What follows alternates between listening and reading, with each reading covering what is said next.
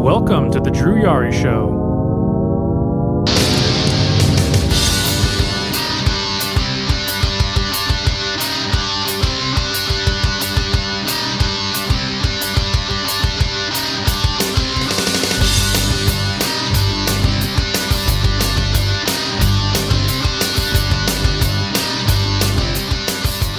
Hey, what's going on, guys? It's Wednesday. It's 9:04 p.m. Central Time here in San Antonio. Looks like we're gearing up for summer because now it's getting warm again. Or it's in the process of being warm, which I need to get a fan because our fan broke on WrestleMania weekend. But luckily we have central air. But we still do need a fan. But nonetheless, welcome to the show, guys. It's a nice packed experience tonight. I am the host. I'm Drew. And with me, as always, is the man himself. Justin from Spinebuster Tees and SpinebusterTees.com. Sir.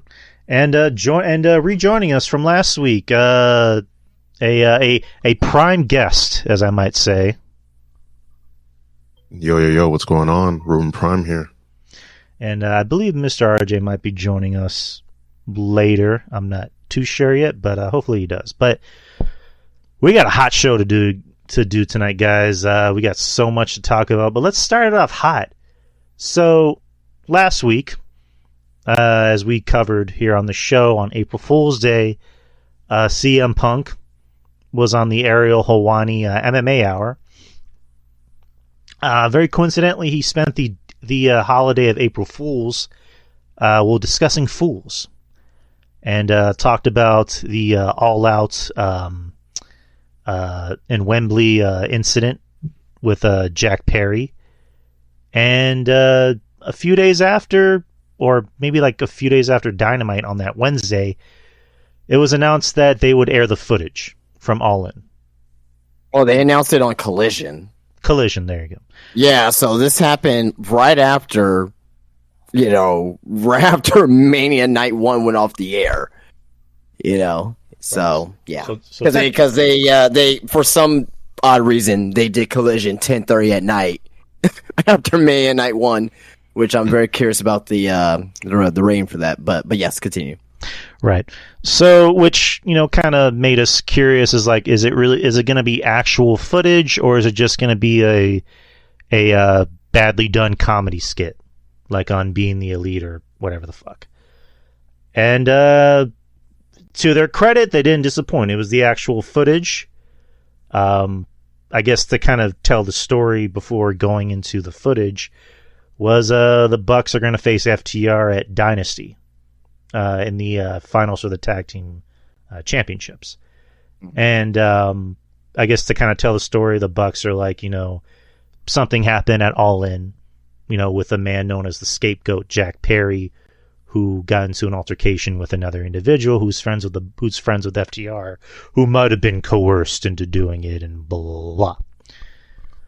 So they play the footage, and again, to our shock, I don't want to say shock, but to our, our genuine surprise, it's the actual footage.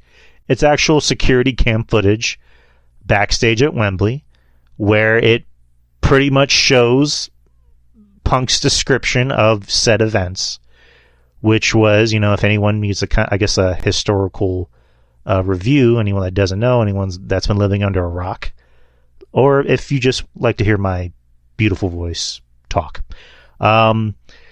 Basically, long story short, Jack Perry wanted to do a thing with glass on an episode of Collision. He apparently cussed out Tony Schiavone and a doctor and a producer, and then Tony Schiavone asked Punk, can you please help us out with this? To which Punk was like, all right, but you're not going to like the way I handle it. And he, very calmly tells Jack Perry, don't do this. You can't just bring a rental car, back to the rental car company with a broken shield, because they can just easily say, we don't want to rent out cars to wrestlers anymore. Yada, yada, yada. It was handled there. Then on the day of the pay-per-view for All In Wembley, there was a match between Jack Perry and Hook, which was on YouTube. Which was a street fight or a no disqualification match or whatever, where there was a spot involving a car where Jack Perry smacked the windshield, looked into the camera and said, it's real glass, cry me a river. And to which Punk just realized, okay, that was obviously a shot at me. And then told Tony, handle that, please, or I will, and not like the way I handle it. And Tony's response was, well, what do you want me to do? A boss of a company. Come on. So, Punk's, story is that he went up to Jack Perry and says, why do you insist on doing this dumb internet shit? And to which Jack Perry, responded, well, if you have a problem, do something about it. And Punk just like, Jack, please, I'll fuck you up. And in the end, he ended up choking him out, and Samoa Joe had to pull him off, told him to stop, yada, yada, yada. The footage pretty much confirms what happened. Jack Perry came from the back. You see Samoa Joe going up, I guess, getting in the zone for his match. You see Jack Perry come up, and it looks like he's yelling at somebody or talking to somebody. And then Punk comes up, and gets in his face, says something, and you just see Punk kind of turn his head and look at, I think it was Malachi Black or somebody. I think it was Chris Hero, and just kind of. Well, Chris Hero came out from down, from I guess I don't know if there was like stairs or something, but he came around and separated Punk and Malachi. He just kind of, casually walked. Right. And Hook was there. He didn't really give a shit, so he was kind of minding his own business, but. He's like, I'm not getting involved in this bullshit. But yeah, Punk just kind of turned around and smiled at somebody like, really, this motherfucker? And, Punk, it looked like he either pushed him or like pie-faced him, and goes up to Jack Perry and puts him in a chokehold. And, Samoa Joe it looked like he literally was grabbing like a fifth grader and briskly carrying him away. And just he didn't pick him up like let's not get carried away with that. He moved him out of the way. well, I mean, Jack Perry got carried out of the way. Hi-oh! By Joe. That was a bad joke. I'm sorry, guys. I do dad jokes. I'm here all night. But yeah, and then multiple people had to hold back Punk, and then you see Malachi Black come back there. There was like a few other people, and like Justin just reiterated, you see Chris Hero just have this look on his face like, fuck. He actually put a tweet out. He deleted, though. I forgot what it said, though, but he fucking deleted it. Tweet. It was like, before or after my reaction or something like that, when he was like holding his face. But damn, I wish someone, if I can find it, I'll put it in the chat if someone took a screenshot of it. I think I know what he really said. I just don't want to say it because I don't think anyone wants to hear my dad jokes anymore. Fuck it, I'm gonna say it. I think Chris Hero was really trying to say, "Oh no." Yeah, you should. Yeah. You should probably take the day off on that one. I'm sorry. It sounds funnier in my head. Anyways, so yeah, they released the footage, and yeah, it happened. What was the point? I don't know. I mean, obviously thank you, Joker Shampoo. Obviously to spike a rating, to, spike interest, which it did, obviously. In Tony Khan's head, I'm not defending this whatsoever, but in Tony Khan's head, he believes that he is forwarding the storyline between the Young Bucks and FTR. That's in his head, but I totally disagree. This did nothing for anyone. I mean, it just, at the end of the day... Except for CM Punk in WWE, pretty much. Yeah, basically took the words right out of my mouth. It basically just did. All it's doing is just making Punk look better, and Perry looking like a bitch, and the Young Bucks looking like idiots. And just where in that footage was Tony Khan feeling threatened? Well, I'll say this because there's other. We're only seeing one point of view, right? We don't know where Tony Khan was located at. We don't know what happened after this because we saw Punk walk back towards Gorilla. So we don't know if right after that he got into Tony Khan's face, and we probably won't ever see that footage. Well, now that I'm thinking about it, so right after he was getting pulled off of Jack, you just see Punk go up to somebody and point at them. So I'm thinking that was Tony. It's a possibility. We don't know. We can't confirm that. You know what I mean? We don't know. Right. I mean, that was probably him telling Tony, this place is a joke, you're a clown, fire me, yada, yada, yada. Or I quit. But, Ruben, What were your thoughts on finally seeing the footage? Oh boy. After seeing the footage, I was just like, well, this just proves, Punk's point of view, of, his events of the story, exactly what he said on the podcast. He was like, well, I choked him out a little bit. He choked him out a little bit. And again, it just goes to show just AEW's desperation for, ratings, week to week, because you can't have another Sting retirement, tour. So, they gotta figure something out. Also, this is their response to that podcast with Ariel. And for all the wrestlers, that commented on it last week that said that they didn't care, they sure did care, based on their responses. And I just wish AEW would just focus on AEW, focus on their product, because it did nothing, absolutely nothing, but just prove Punk right. Just prove that the Young Bucks are just goofballs. Jack Perry is just a fucking loser, and it proves Tony Khan to be inadequate to be a leader. And after this, like, everyone on X was saying the same thing. This will not benefit AEW at all. This is not a good look. They shouldn't air this. And they aired it, and I thought they was going to air like a parody footage, like they was going to do like a Being Elite segment or something like that, but they aired it. I was surprised. But again, this did nothing but prove Punk right, and to further the story for the Bucks and FTR, it did not. It really did not. But yeah, those are my thoughts. I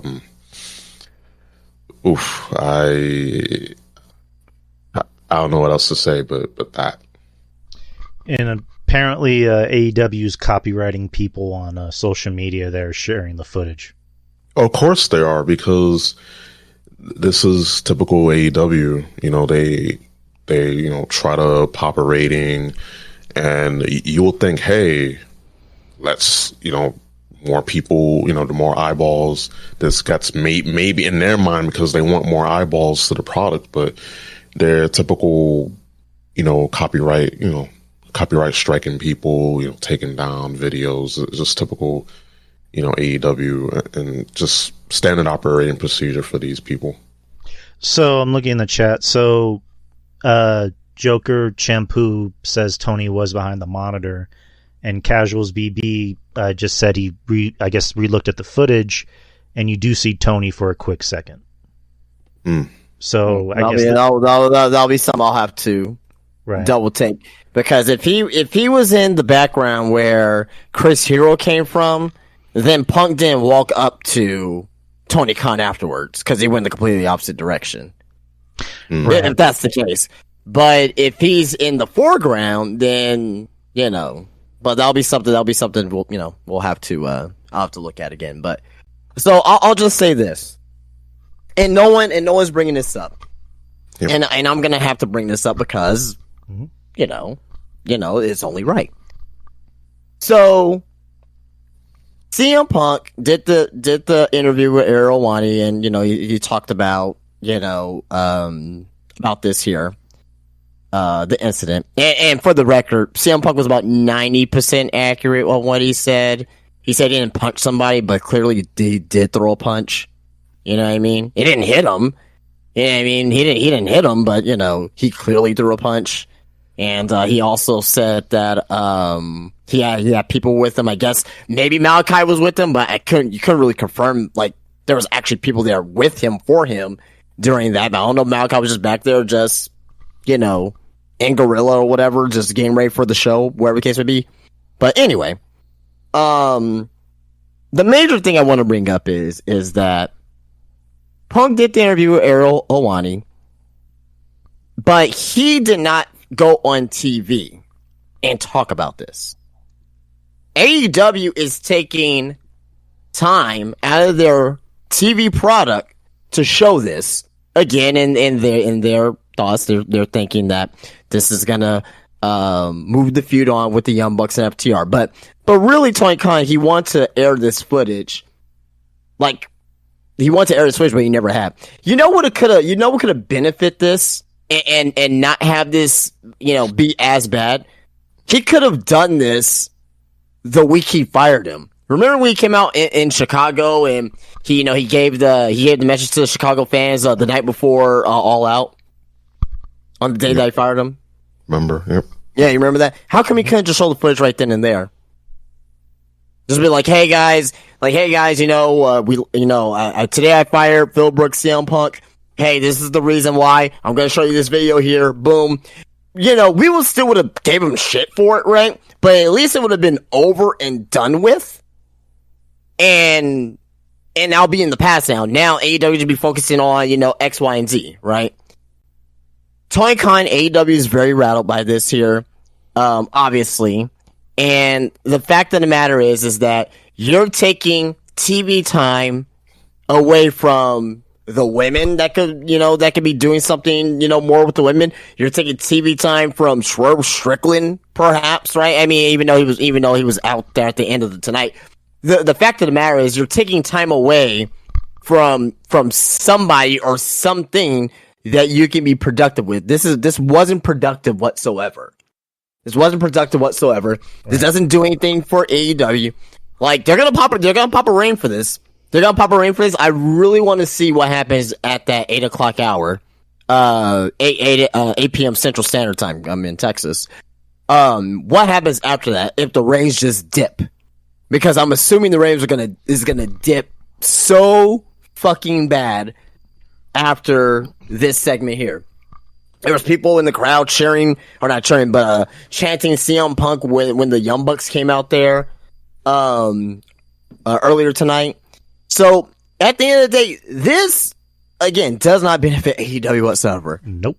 The only people that benefit from this was I don't even think CM Punk benefit from it. Yeah, I don't think he really benefits. They're like this. It's not like this is making CM Punk a bigger star or anything.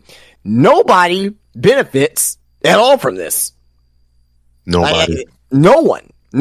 Jack Perry didn't benefit. Right? Actually, I think this makes this is more of a detriment to Jack Perry more than anything else. I like Jack Perry still. I mean, I still like him. This doesn't hurt me from like, oh, I hate him now. You know what I mean? Like, I'm not that type of person.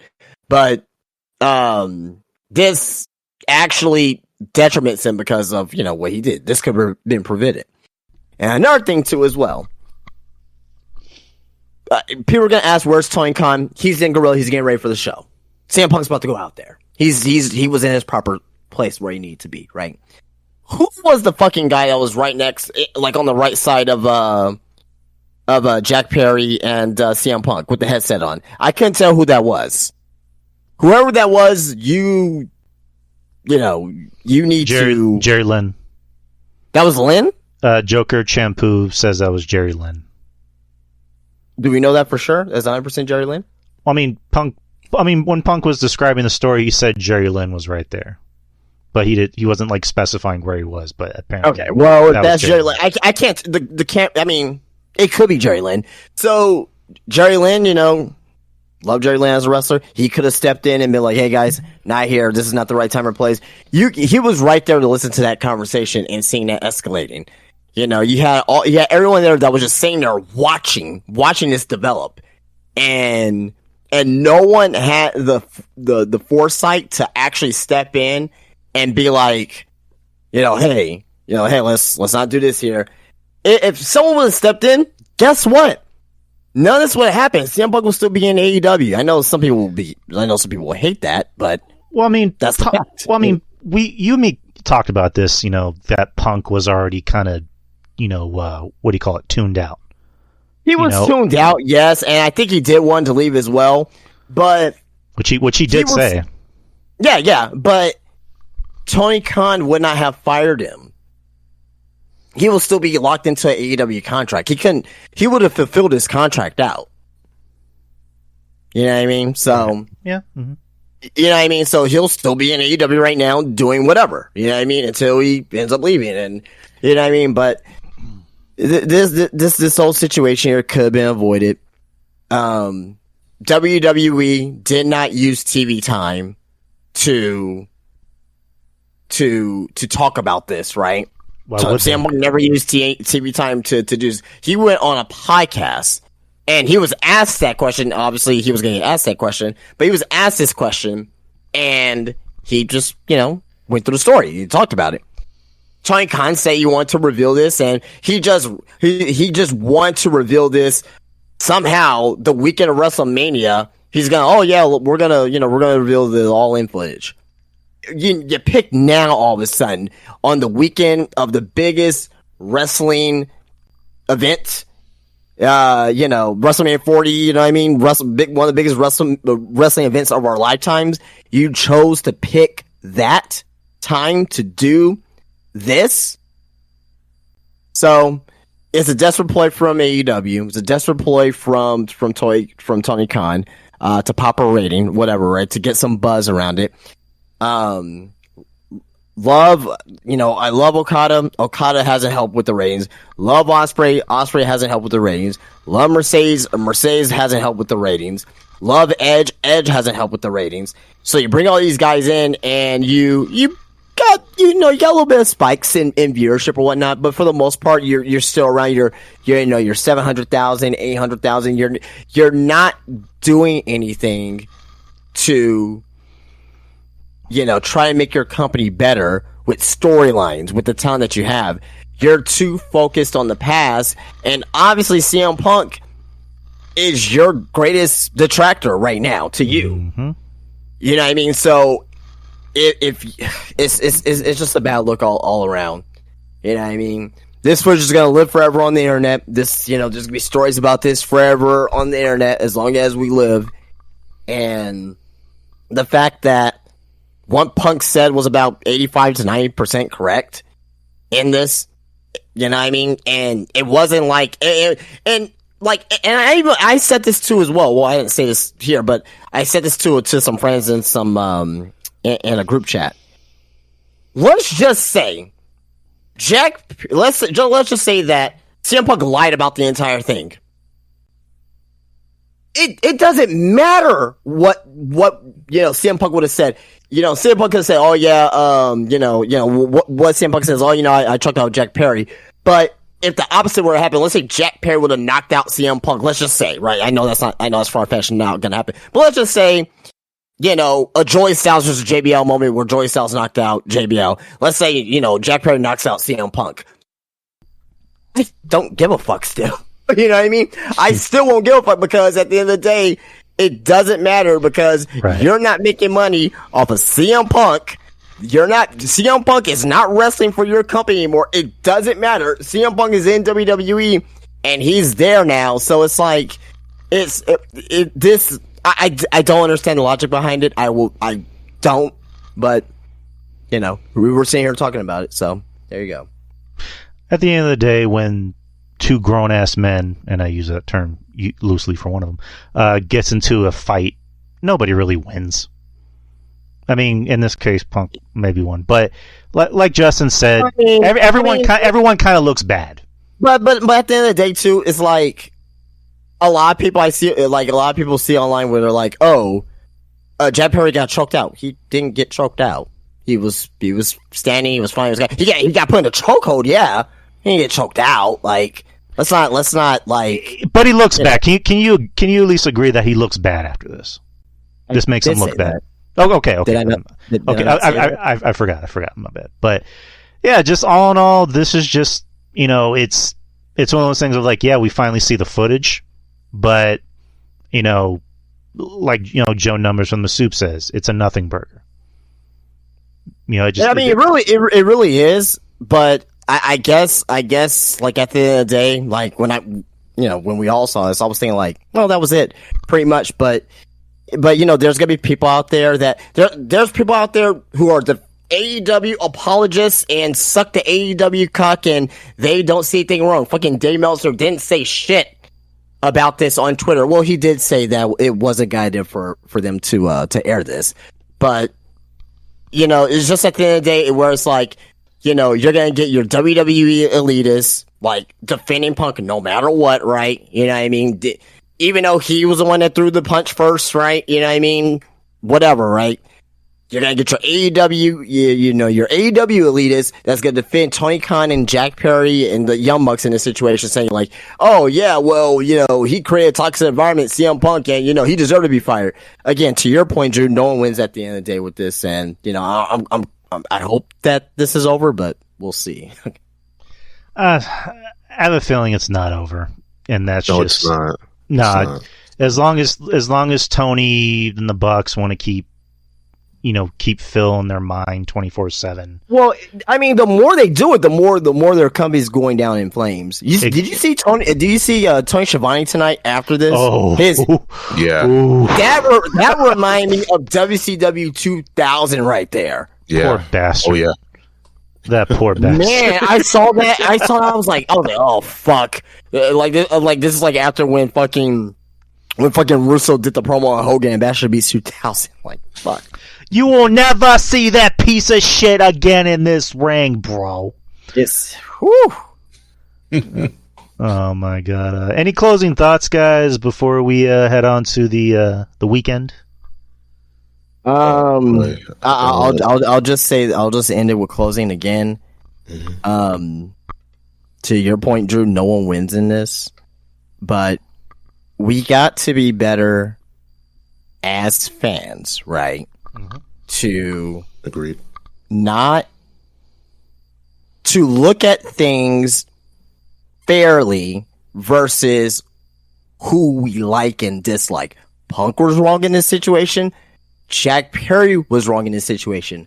I'll leave it at that. We don't know what happened with Punk and Tony Khan, right? We don't know what happened with them, but at the end of the day, both are wrong. This should have never happened in the first place, but, everything happens for a reason, as they say. Yes, indeed. Well, I mean, I don't want to keep kicking a dead horse before I get to Ruben. I'm just going to say it like this, and then we'll move on to bigger and better things. Joker Shampoo, I didn't say Perry or Punk was more wrong. I said they were both wrong. Doesn't matter who's more wrong than the other. They are both grown as adults. Well, I'm just going to give my opinion. Then I'm going to move to Ruben, then we'll move on, so we don't have to keep harping on this too much. But yeah, Perry obviously knew what he was doing, and Punk knew what he was doing. So I'm just going to leave it at that. So, Ruben, what do you closing thoughts? Yeah, my closing thoughts on this, that obviously this footage did not benefit anyone, didn't benefit no one in AEW, did not make 100%. didn't make CM Punk look good, even though he said what he said, and what he said on the podcast match what happened, obviously. And of course, you got adrenaline. When you're in the heat of the moment, you may recollect certain instances of what happened differently when you look back at it. But regardless, 80 to 90% of what he said, was true. But it doesn't benefit anything. CM Punk and Jack Perry, they didn't act, professional here, obviously. The whole real glass bit should have been stopped by Tony Khan, and he didn't stop it. And that's why I put a lot of, if not all my blame on Tony Khan, because all of this could have been prevented from him because, again, he is the boss. He is. And I do agree with that. And and he didn't.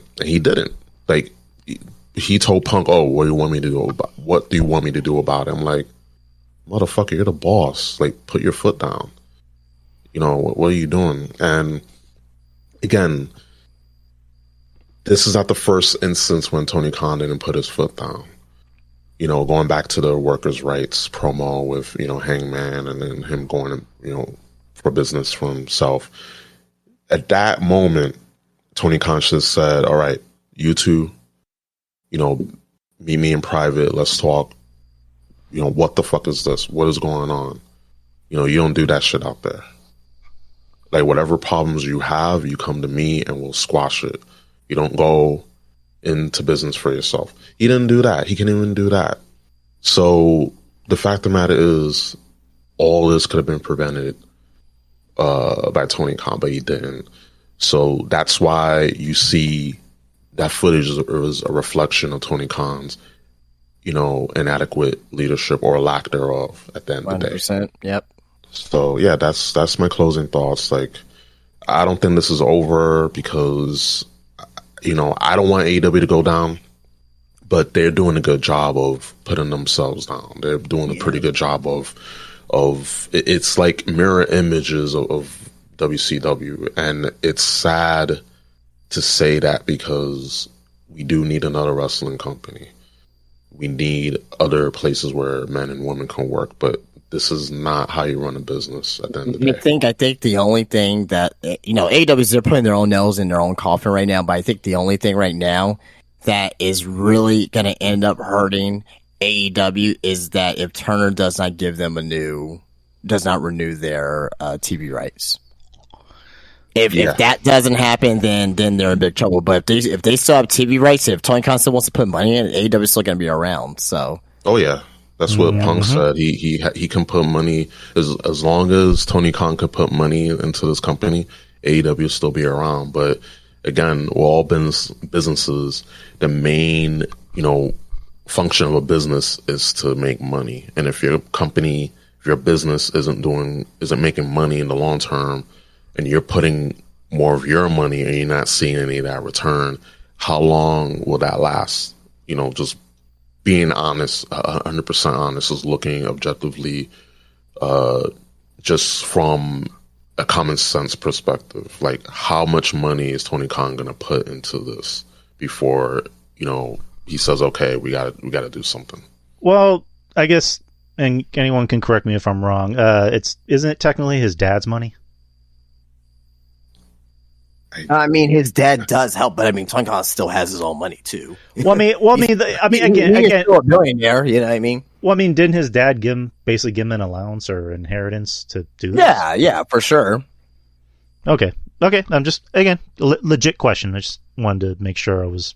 I mean, it's kind of like, his family, but it's kind of like Mary too. Like, let's say you and your wife, let's say you make. 6 figures a year, she brings a fucking piss pot. Yeah, doesn't matter. Right. Your money's her money. You know what I mean? Yeah. I don't know. I want $1 billion. Fuck.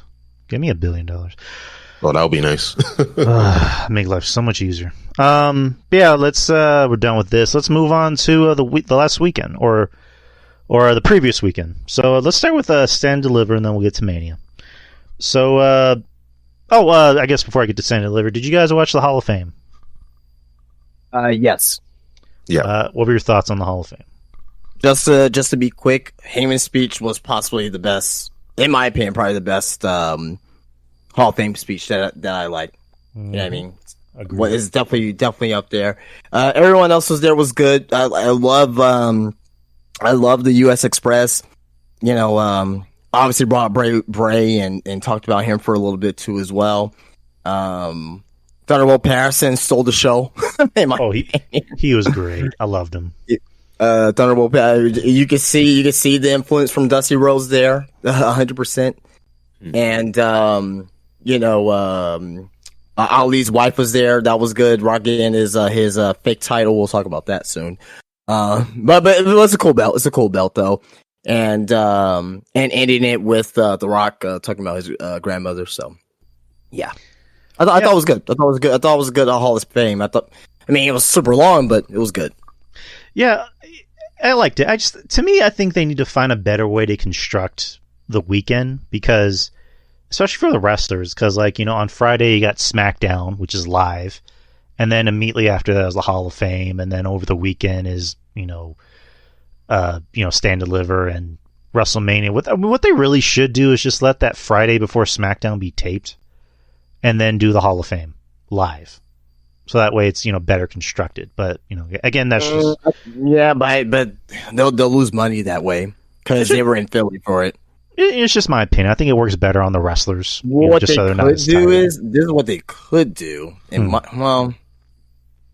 No, that won't work. Never mind. I was gonna say do the Hall of Fame like early in the morning, but on Saturday, like flip flop NXT and the Hall of Fame. But I don't know. Yeah, I don't think that'll work. Actually. No.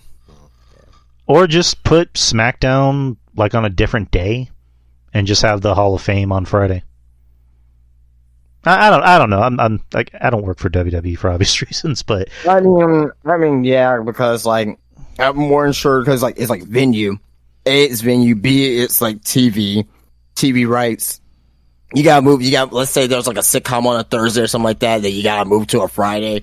Like I'm pretty sure that's like a nightmare for the network. So Yeah, it should be done way in advance if they were to like. yeah, I'm pretty sure there's a lot behind that.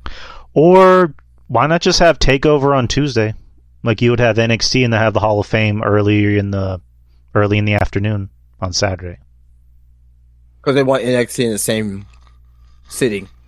I mean, you can still do that. I mean, so if you're a fan, you're gonna be there all fucking week. What are you doing Wednesday and Thursday? I mean, for a fan of WWE, it's like, hey, experience this. Come to WWE World, or And that's kind of hard. I mean, I know that'll be hard for me. Be like, fuck, like. I mean, let's say you have all the money in the world to do that, and you get to spend all week just looking at wrestling shit, and you're a wrestling fan. If I have all the money in the world, then I won't have a fucking job to worry about. Like, I'm just kind of throwing out ideas, but yeah, for the Hall of Fame, I enjoyed the Hall of Fame. I loved Heyman's speech. I was a little puzzled why he came out first, and then I realized why. I thought he was great. Rock's ego wants to go last. Oh God. Hold on, my computer wants to try and start an update. Snooze that shit. Okay. He was great. He had some good zingers. I thought it was funny when he had that box out when he pulled out the ECW hat and the headset and the jacket. I thought that was cool. And then, told everybody to suck his fucking dick. I was just like, wow, okay. All right, cool. And then he kind of, puts over Triple H, or Paul Levesque as we're calling him. And he has that one funny line saying, Stephanie, you married the wrong Paul. Which that was kind of funny. And then he talks about his kids, which I don't think I've ever seen his kids before. Not even as small children or like photos.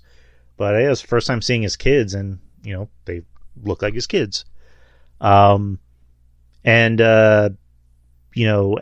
turning to Cody and saying, "I wish your father was here," which it wasn't done as like a condescending. It was more just like, "I really wish your father was here," because he truly loved Dusty and they had a good relationship. And then everybody else was good. Thunderbolt Patterson stole the show. The Reverend Patterson, he was just captivating to listen to, and everybody seemed invested in what he was saying.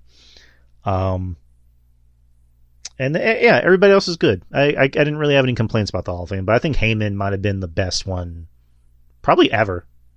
Probably the best speech. Yeah. Rube, thoughts on the Hall of Fame? I got to watch most of it. The Paul Heyman speech was like, Jesus Christ, tremendous. And, his, his zingers, the ECW, the spirit of ECW dying, if people thought it died in bankruptcy court, then you can suck my fucking dick. That was like one of the best lines like ever. And it just felt fresh. Like, yeah, of course it was censored, but it felt fresh, just hearing that. And of course, all the fan cam footage that we got. And yeah, he was the best, like, Hall of Fame speech that I've heard, like, ever. And yeah, the tribute for Bray, oh man, I just still can't believe that he's gone. Like, it just feels so. It just feels off. Like we went into a time warp, but that tribute, the Rotunda family, and giving him a tribute, that was very touching, and the fans, pay tribute with the Fireflies. That was nice, and I didn't have any complaints with the with the Hall of Fame. Raw, and then The Rock. Well, I'll get to The Rock in a second. Presented Muhammad Ali, widow, gifted him that title, which looks cool. But Bull Nakano, her speech, I loved her speech. Very humbling, very touching. I'm glad that she got her flowers. Yeah. And that's I'm also glad that a lot of people who idolized her was able to be in attendance because most of the Stardom roster was in Philly to go see her speech. So yeah. Yeah, like that's like this weekend was all about giving people their flowers while they're around. Yeah. And that's the biggest takeaway that I took from this Hall of Fame and what I took from this weekend overall. And then The Rock getting that title, I like it. I think it's special since it has, significance since Muhammad Ali, gave him the blessing to use the moniker the People's Champ, because that was originally what he, called himself, during his heyday. So I understand the significance. I know like a lot of my friends, they were saying, oh, just a, fake belt, toy belt, whatever. But the significance behind it. So I'm not like upset, oh, you got the title belt, blah, blah, blah. No, it's cool. Like I like it. I dig it. I respect it. I understand why. It looks cool on him. So it makes sense. And yeah, overall the Hall of Fame, like it's like one of the best. Just overall, like it felt fresh. It felt alive. Yeah, there was some parts with the fans. Sometimes the fans could just be, but no, there, man. Like there were some fans like this weekend. I was like, guys, can y'all like shut the fuck up? Yeah, shit. Yeah, the fans when they want to, they can help lift a show, but other times they're just like, just go into business for ourselves. And but it is what it is. Like overall, like this weekend was fantastic. The Hall of Fame was dope, and yeah, like just my thoughts on the Hall of Fame. Alrighty. NXT Stand and Deliver was the first show of the weekend. It was early in the afternoon. It was in the Wells Fargo Center in Philadelphia, Pennsylvania. 16,545 people, which is the highest gate for an NXT takeover. I don't know if they saw. I don't know. I'm going to call them takeovers. Fuck it. Or just NXT event. It was the largest gate for an NXT event, so good for them. We go into the pre-show. Joe Gacy versus Sean Spears in a singles match. Before the match actually happened, you see Rich Holland come out and attack Joe Gacy with a chair, so it looks like retirement didn't pan out for him. But the match happened, and Joe Gacy defeated Sean Spears by pinfall. Any thoughts? It was a decent opening match to a takeover. It was the pre-show match, so it was really just to get the crowd warmed up a little bit. So I thought it was decent. Rube. I did not watch this pay-per-view. I saw like highlights. Oh, okay. Yeah, I saw highlights. So skip me for most. Alrighty. Yeah, it was an okay match. It did its job. It was a nice way to get the crowd going. And I was shocked that Gacy won. I was assuming Spears was going to win, but Gacy won, so good for him. All right, so the opener of the main show, which was the NXT Tag Team Championships, the Wolf Dogs, Baron Corbin and Braun Breaker defeated Axiom and Nathan Frazier. This is a good match, but it almost seems like it was pointless because on Tuesday I guess we'll kind of skip ahead and go back and forth on what happened on Tuesday and Saturday. Axiom and Frazier won the tag team titles, and then after which Baron Corbin, Baron Corbin held a thing for Braun Breaker, just celebrating his last show for NXT before he ultimately goes to the main roster for good. Yep. I don't know. Like, I didn't see the point in having them lose on Saturday and then having them win on Tuesday, with the stipulation being if Axiom and Frazier couldn't win, then they wouldn't be a tag team anymore. Which and that's why I originally picked Axiom and Frazier, because it's like, Braun Breaker has to be going to the fucking main roster, like officially, you know what I mean? But because he's already signed with SmackDown, so right. Yeah, it made it pointless for the Tuesday match. They could have just done Axiom and Frazier win, right? Rematch clause, and they lose again, and you could have done the same thing, but But as far as the match was concerned, I thought it was a damn good opener. Yeah, agreed. I like Axiom and Frazier. I'm still mad that Frazier doesn't have his old theme music, but it is what it is. Def Rebel, Rebel says otherwise. Like fucking Def Rebel. Dude, it's like they're fucking awful. I'm sorry. No, you don't have to apologize. They suck. I mean, Nick Khan. If anyone can grab his ear, please just find better music, please. That is the worst thing from this new era is the music from Def Rebel. It's terrible. Oh god. But nonetheless, this is a good match, like Justin just said. Fine opener.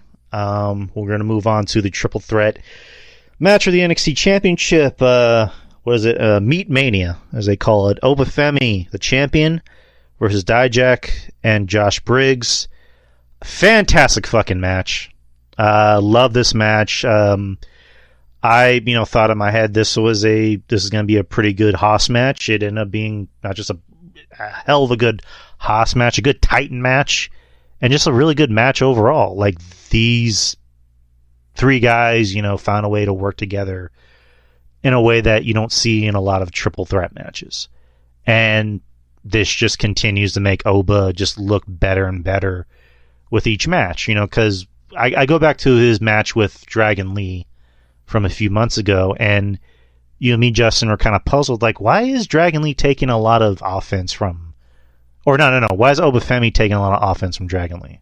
Right. Like, why is he getting knocked down? Like, he shouldn't be getting knocked down. If any, he should be knocked down somebody who's his size or bigger.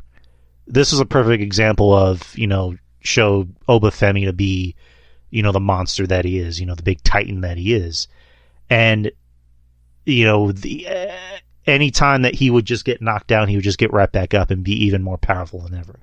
Especially that last shot of when Dijak is pinning Briggs, and the camera focuses on Dijak pinning him, and you see Obafemi's hand coming in to grab Dijak by the neck. I'm like, oh, that was fucking amazing. I loved it. But this is my match of the night. This is gonna go on my contenders for match of the year. Probably won't win match of the year, but it's gonna be on my nominees. Okay, I was just reading something where you said about Knuckles. But overall, great match. What'd you think, Justin? Yeah, I thought it was a great match as well. All three shine perfectly here.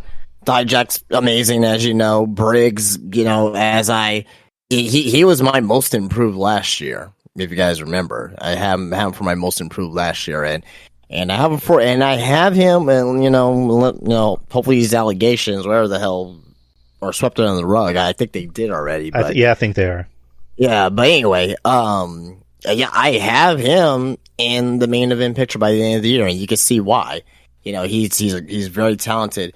And Obafemi, you were quicker on him immediately, I guess, when you first saw him. I wasn't. I wanted to see more, and I'm comfortable with saying that Obafemi, he's the real deal. You know what I mean? Mm-hmm. He's really good at what he does. He could do a lot for his size. That spot when he had both Briggs and Dijak on his shoulders or whatever it was.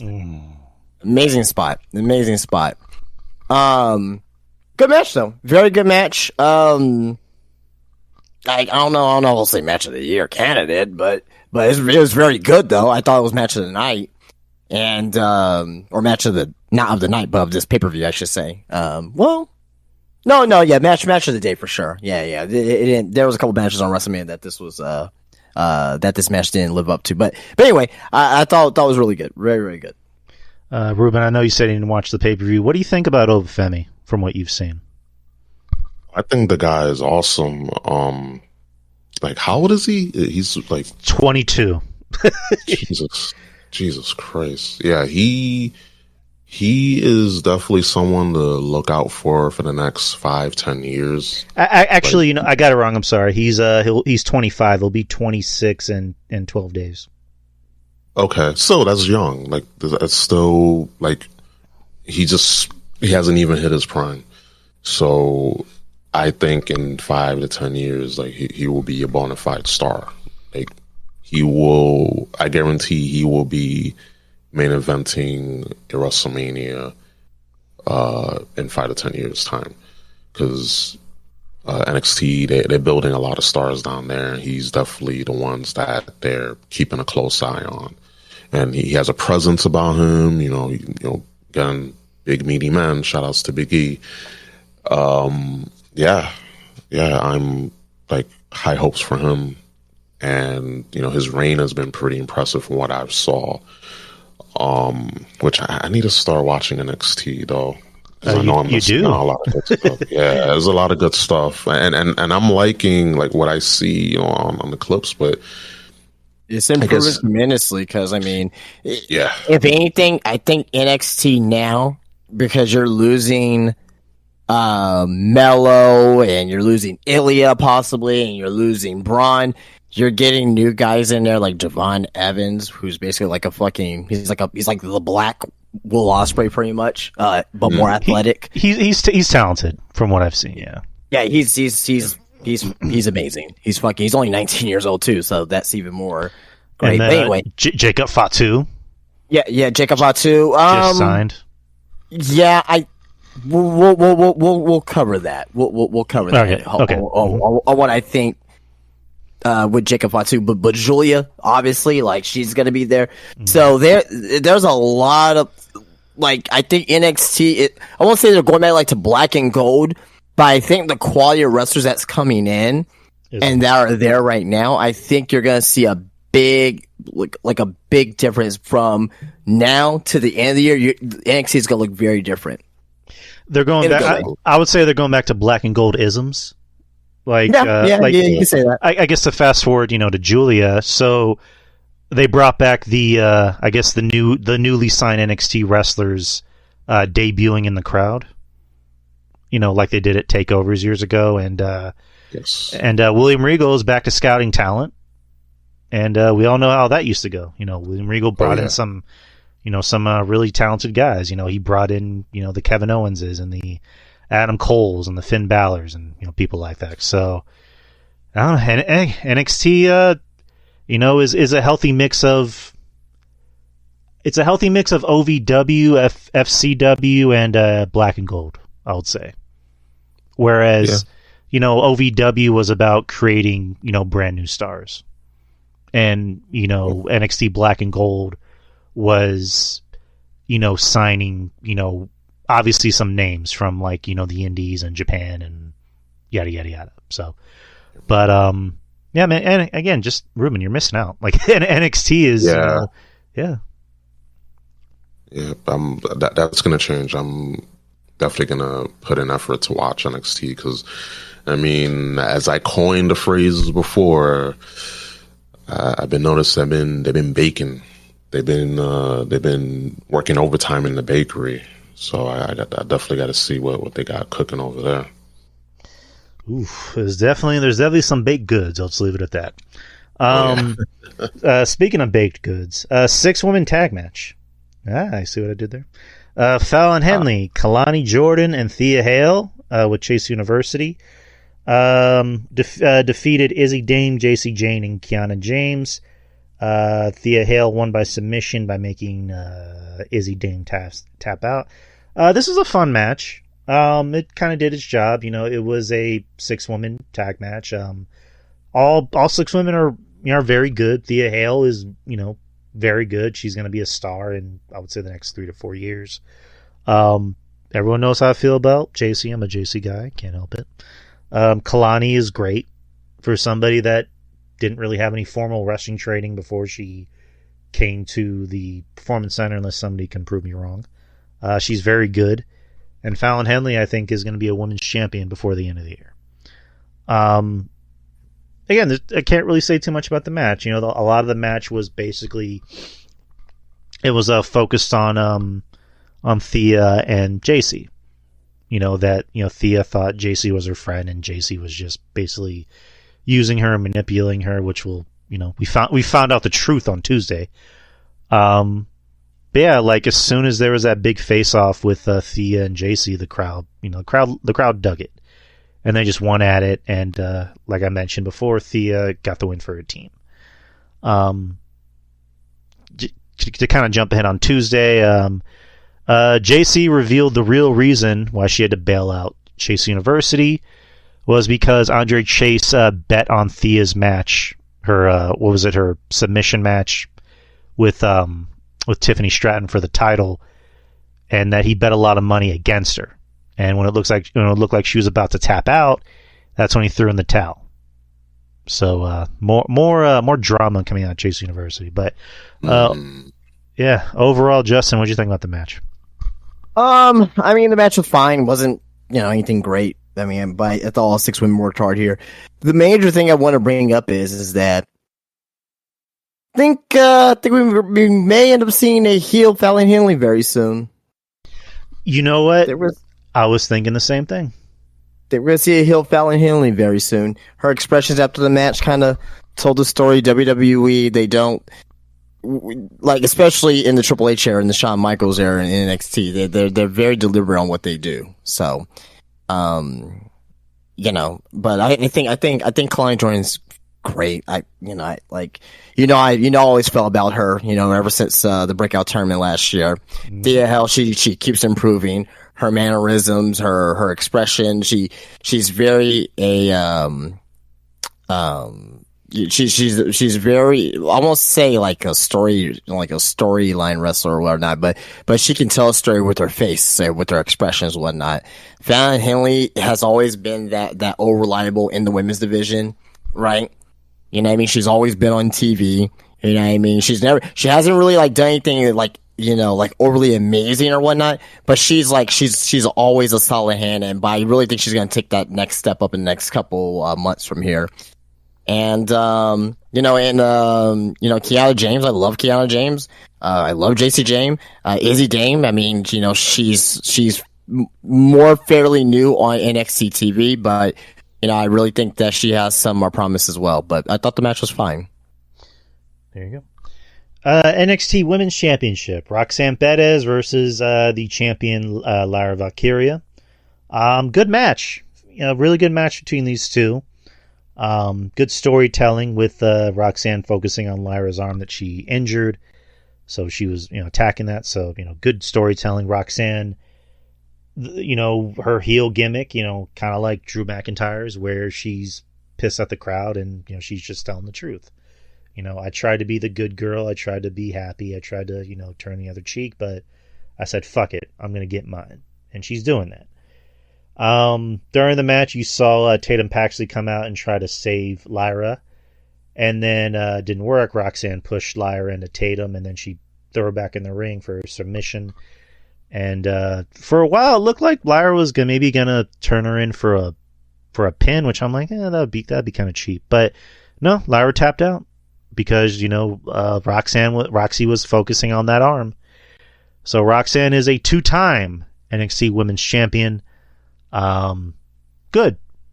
Again, I think everyone picked Roxy. I know our show picked Roxy, but good match. Maybe my second favorite match of the night. Overall, Justin, what'd you think?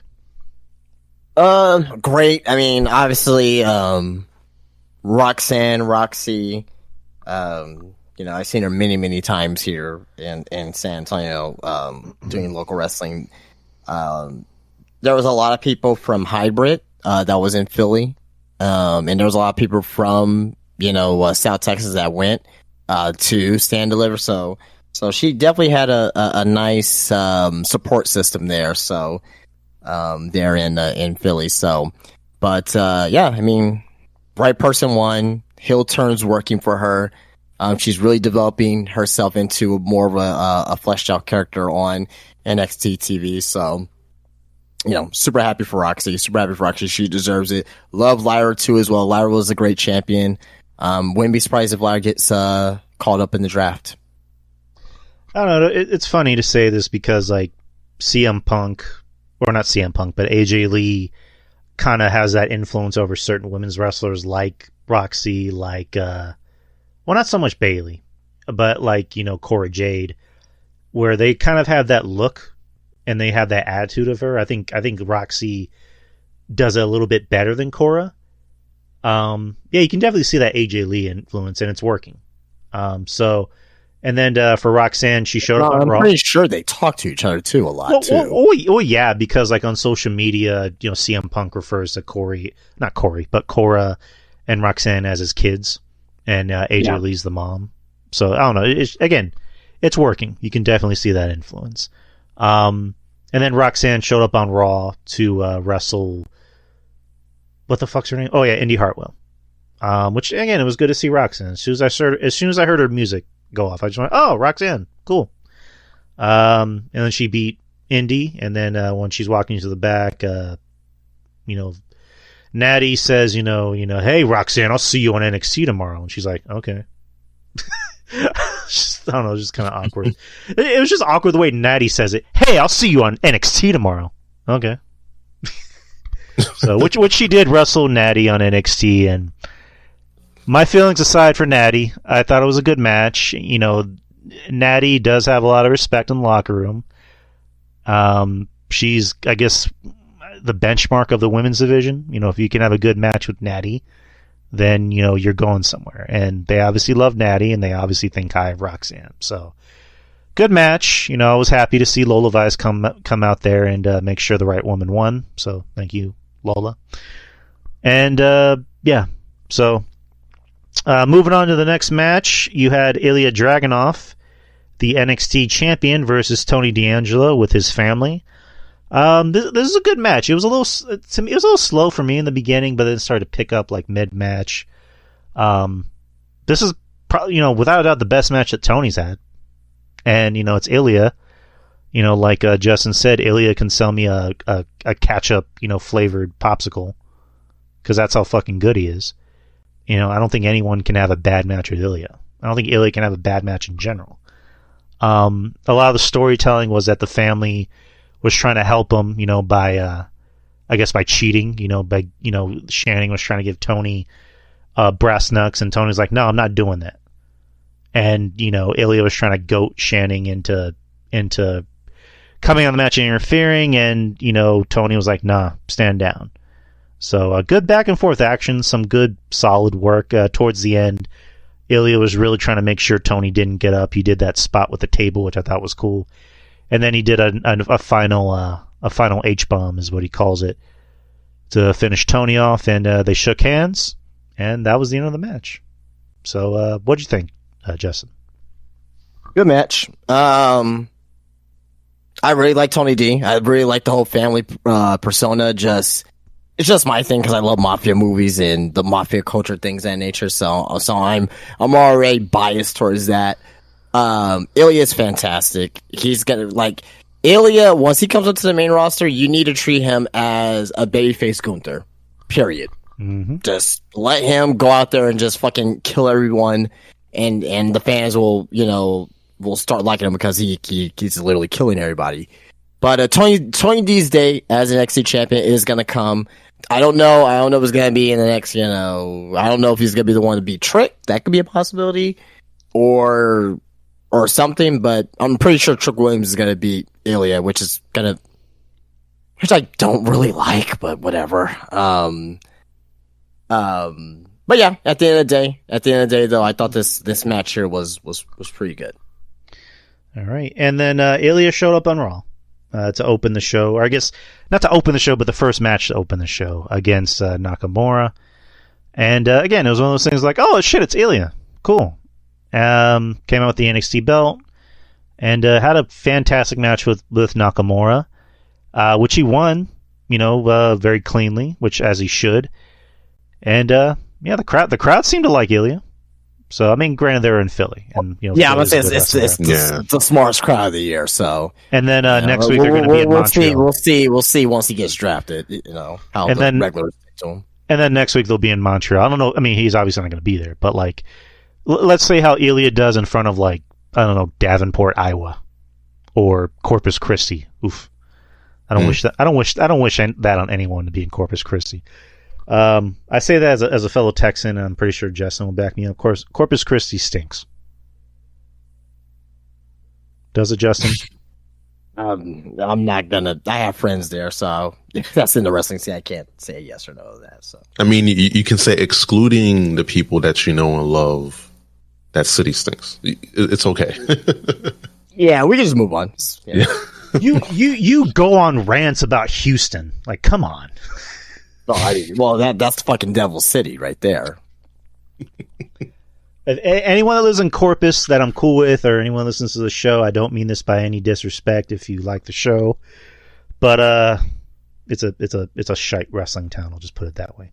Anywho, main event: Trick Williams versus Carmelo Hayes in a singles match. I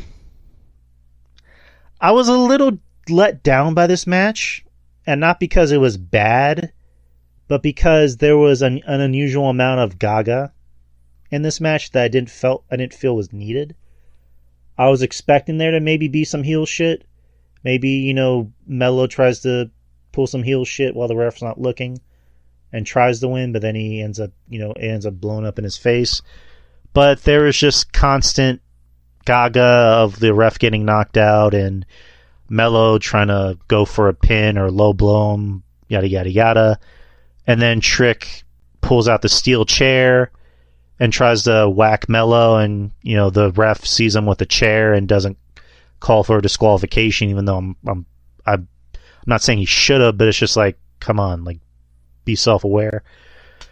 I don't know. I thought this match didn't need all that. Maybe just like one spot where the ref doesn't look and Melo tries to kick Trick in the balls and goes for a pin and then backfires on him. But Trick won. The right guy won, which good. And then fast forward to NXT on Tuesday. It was announced that Trick will face Ilya, at Spring Breakin', which will be in 2 weeks, which will be a 2-week event or a 2-night event, I think, for the NXT title. And if he loses, he'll have to leave NXT, which means he's going to win. And Ilya's going to the main roster. Yeah, because both of them are not going to leave NXT. No, one's still the NXT champion. No. And then Melo came out and leveled them both and told, Trick, if you make it to Spring Breakin', we're going to have a steel cage match, sucker. So next week on NXT. Is that what he said, really? Steel cage match, sucker? He said, steel cage match, sucker! Trick is like, what the fuck, man? Like, are we having a steel cage match or what? No, but yeah, next week it'll be Melo and Trick in a steel cage match. So, which more than likely is Melo's last outing in NXT before he officially goes to the main roster. Because if I'm assuming he's going to SmackDown, but yeah, that was the match. Justin, what'd you think? That was okay.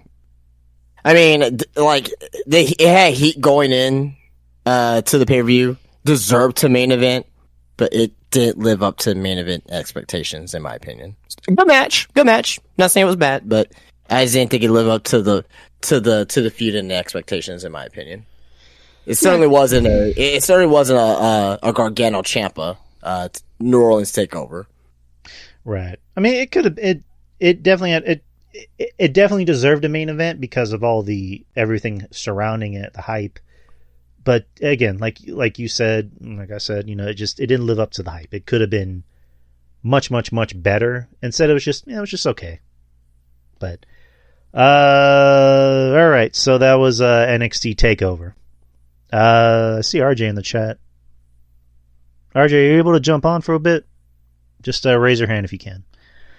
All right, so that was Takeover. Now let's move on to the meat and potatoes. WrestleMania 40 or XL. Before we do that, because we're not gonna have enough time, I'm not gonna have enough time to bring this up. But just want to bring up all the indie stuff that happened over the weekend was great as well. Josh Warnett's Bloodsport. Shayna Baszler had a great match with Slamovich. You did have Charlie Dempsey on there as well. He had a match too. So there were some WWE talents there. Nick Khan was in attendance there. You had Karrion Kross and who else was there? Punk was there.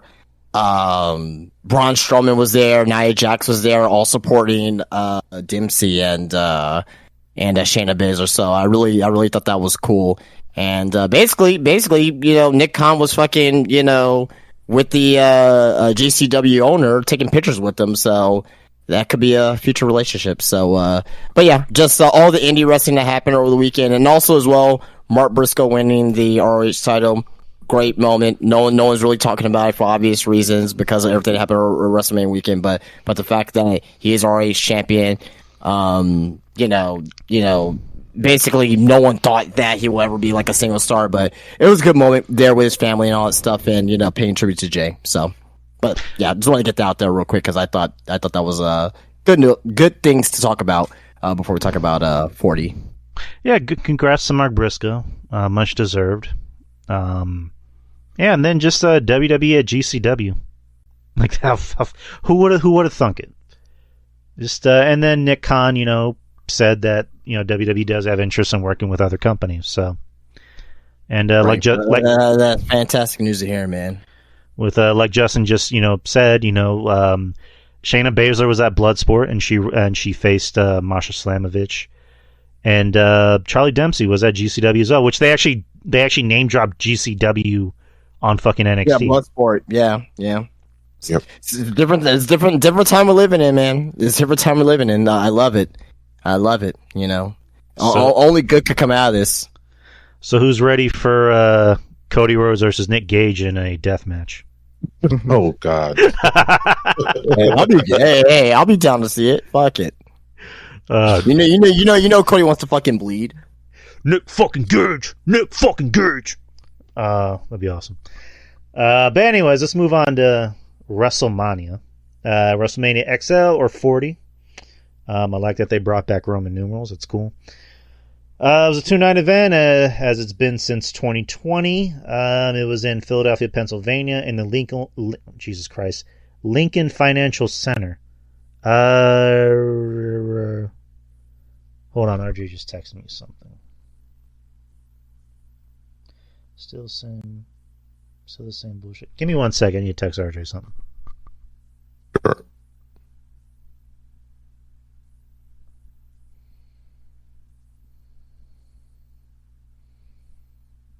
I guess kind of a question for the chat.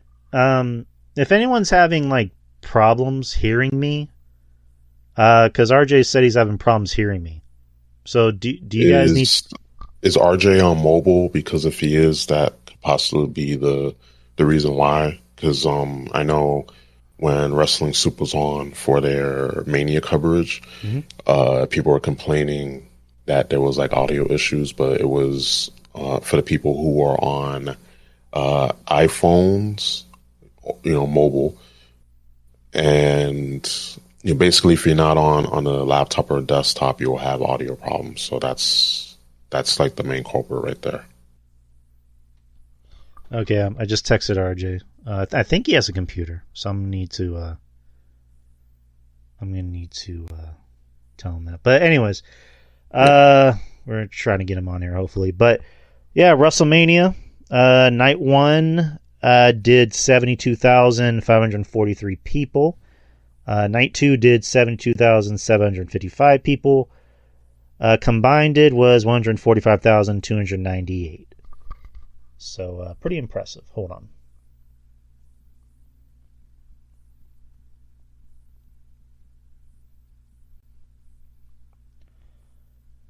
All right, sorry about that. All right, so let's get on with night 1.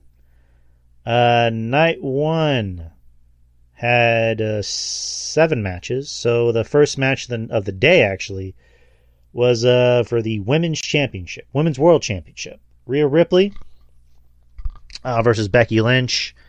Rhea Ripley came out to I forget the name of the band, but it was like her band that sings her theme, which that was pretty cool. It's always pretty cool when bands come out to sing wrestlers to the ring. I think we need more of that. The lead singer looked like Rhea Ripley from early 2023. Nice. But then Becky came out. Becky had a 102 degree fever, so she was hot-blooded. Check and see. I got a fever of 103. Yeah, just she was a la Jordan for the flu game in '98. So Yeah, she much respect to Becky, but nonetheless, I thought this was a good match. I expected it to be a good match because Becky usually doesn't have bad, WrestleMania matches. I saw a lot of people kind of poo-poo over it. I was, again, their opinion, but I still thought this was a pretty good match. I wasn't as good as last year, obviously, with Charlotte and Rhea. But I still thought it was a decent match. It did what it needed to do.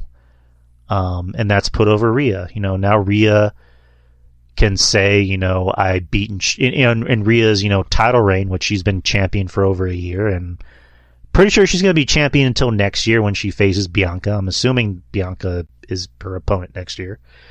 Rhea can say in her long title reign, I beat Charlotte and I beat Rhea and I beat Becky. So, good match. I really don't have any complaints about it. Good match. It did what it needed to do. Any thoughts, guys, and whoever wants to start? I'll just say real quick, I thought it was a good match, good opener for WrestleMania. Wasn't great, wasn't it's not even women's match of the year material to me at this point. We'll see how the rest of the year goes, because there's really not been one women's match that's been like, oh my god, fucking fantastic yet this year.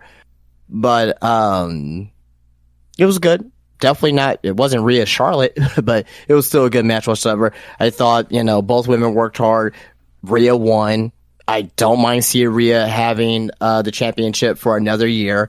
Hell, I'll put it to you this way. I wouldn't mind Rhea going 1,000 days as champion, if they can keep this up. But as of right now, yeah, I mean, she is the main woman in pro wrestling right now. She's white hot. The fans are not getting tired of her as of yet. At least from my vantage point.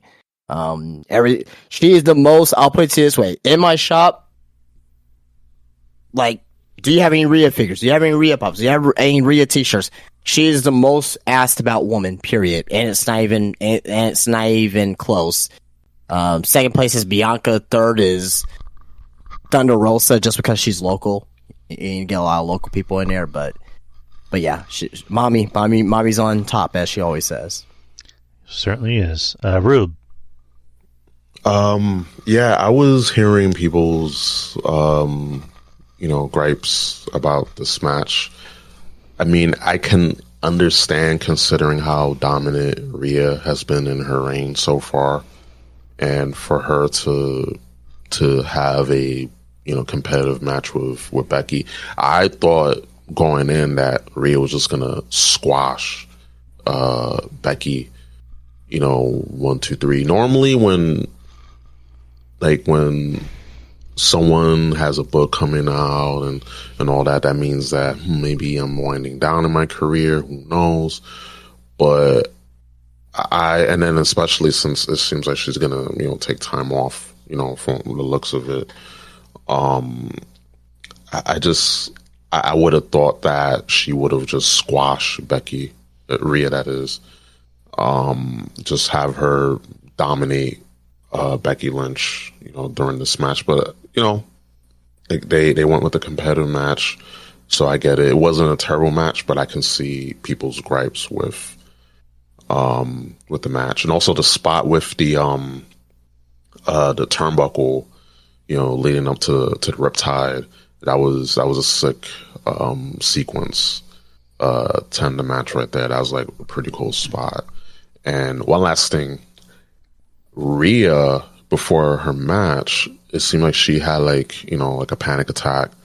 Yeah, and I was like, damn. Again, it goes to show that, at the end of the day, we're all humans. These people that go out there and perform in the heat and the cold, they're human, and we deal with these things, and it makes it makes us feel more connected. Hey, just goes to show people, no matter how famous or how popular you are, you're still human. You still go through stuff. You still get anxiety, and I'm glad that she went out there, had her match, and she retained. And again, mommy's on top, and I cannot wait for her, for the rest of her title reign. But yeah, enjoyed the match. Wasn't like didn't blow my socks off, and I'm actually wearing socks. But yeah, yeah, I'm wearing socks. But yeah, like I'm glad for Rhea, retaining, and she's just ultra white, mega, nuclear hot. So I'm happy for her retaining. It's funny you mentioned weather or cold. They really emphasize on how cold it was in Philly. Yeah. To the point where they actually had a fucking graphic on the bottom left-hand corner of the screen showing that it was 50. And again, I don't live in Philly. Ruben, as a fellow New Yorker, when you're hearing people complain about it being 50 degrees, are you like, amateur? Oh yeah, like up here. I mean, Philly, not too far from Philly. If you drive, here from from New York to Philly, not too far. But there have been days when it's just been colder than that. But I do get there was the wind chill. The wind chill is, that does play a factor. It could be like 50 degrees, but the wind is blowing 10, 15 miles an hour. Then that's a 10 or so degree drop, depending on how, where the wind's blowing. So I get it. And especially since that's an open air arena. So you're going to feel the cold. And if you're near any water, you're going to feel even more colder. So that's like something to keep in mind if you're ever in the East Coast, near any body of water. So yeah, they emphasize that. That's like one of the things I like. It was like kind of chuckling at, because like, geez, like, yeah, I wouldn't make it in New York. Like, that's what I'm going to say. Like, it gets really cold up here. It gets hot. Remember one week we had a really cold day and a really hot day all in one week. And that's just normal. So, I mean, I get it. They were out there for hours, and, the wrestlers have to perform. Sometimes they're not even wearing a shirt, just, their trunks or whatever. So I get it. I understand. But next time, get some hot hands, get like a heater, like a portable heater, right. Do what you got to do if you're going to have these shows. But like, again, it's, it ain't, it's not ballet, even with the weather. I don't know, from what I heard, wasn't like the ring supposedly like it had a heater in it, or it was like a heated ring or some shit like that? No, I didn't hear anything like that. I don't know. I could have sworn I heard something like that. But anyways, yeah, I really do think WWE needs to just stop doing open door or roofless arenas or stadiums for Mania. But I mean, again, to Nick Khan's credit, I'll correct you there. I'll say open stadiums in the north, like in the south, like Florida, Texas, Cali. I think that's fine, but just in the east, in the north, in the north or northwest, or Chicago, for example, or something like that. Yeah, no, you don't want to do that because the weather's unpredictable. Well, also because I think a stadium with a roof on it looks better on TV. Like, for example, Sting's fucking WrestleMania entrance. Need I say more? But yeah. I mean that's just fucking placement on the card. Again, just just like, how I feel. If it was second to last match, it would look fantastic. I don't know. Like, if you're gonna have somebody with a big entrance like that, it needs to not be during the day. That's just my opinion. But of course, yeah. Moving on. Next is you had the six pack tag team ladder match for the undisputed WWE Tag Team Championships, which both sets of titles had to be retrieved for the match to end. Which nudge, nudge, wink, wink. You had A-Town Down Under, Austin Theory and Grayson Waller, The Awesome Truth, The Judgment Day, DIY, The New Day, The New Catch Republic, all competing for both titles. This match kind of went the way we thought it would. It was a big spot match. I mean, there were some nice spots. I don't know if it was just me. The crowd didn't really seem to be too into the match. But no, well, the crowd sucked all night, so there you go. they did. Yep. They sucked. They did suck. And what we kind of figured what was going to happen happened. The tag team titles got split up. So A-Town Down Under grabbed the SmackDown tag titles, and Awesome Truth grabbed the Raw tag team titles. So the tag titles are no longer unified. They're now split up as they should be. And for the love of God, can you please get new designs for these tag titles? Please. Get rid of It's happening. get rid of these penny titles. Like AEW, at least their titles look more unique and they look different. I mean, their tag titles actually look good. I'll give them that. Like the WWE, I think most of their titles. I like most of their titles actually. right? But yeah, just WWE. Just go back to having unique titles, unique tag team titles. Like, none of this whole this is red and this is blue. Like, no, go back to, I like the SmackDown tag team titles from back in the day. Those are cool. I like the old school WWE tag team titles from the 80s and the 90s. Those are cool. So just, please, for the love of God, new designs, which, again, Justin, you just said it's happening. I hope to God it's happening. But, guys, what do you think about the match? Very good. Very good ladder match. I think, honestly, I mean, I'm not really mad with the two winners. I know they wanted to give R-Truth the moment on WrestleMania, so that's fine. I came around it this weekend. If you would ask me Thursday, I was like, he's over 50 years old. Why does he need this moment? Blah blah blah. But I'm end up okay with it. And having Theory and Waller winning, totally cool with that too as well. So yeah, so tag team titles split up. Hopefully now they will get them new designs. So we should be seeing that hopefully soon. Hopefully after the draft. And yeah. Rube. Yeah. Basically, the match was again car crash, demolition derby type of match is to be expected. And I think one of my predictions came right. Like I did mention on the prediction show last week that Miz and Truth were going to win. It makes sense, considering Truth has been doing a lot of good work, with his segments with the Judgment Day and, pairing up with the Miz again. So that, I wasn't mad with that, with him and Miz winning. And A-Town Down Under, I wasn't expecting it, but again, they've been pretty high on Austin Theory and Waller, and especially all the shit that they've been put through. So it makes sense that they get a reward. I did have DIY winning. That was like one of my predictions. You could play back the tape, but they didn't win. But they'll get another shot down the line. But yeah, the match again, car crash. Just train wreck.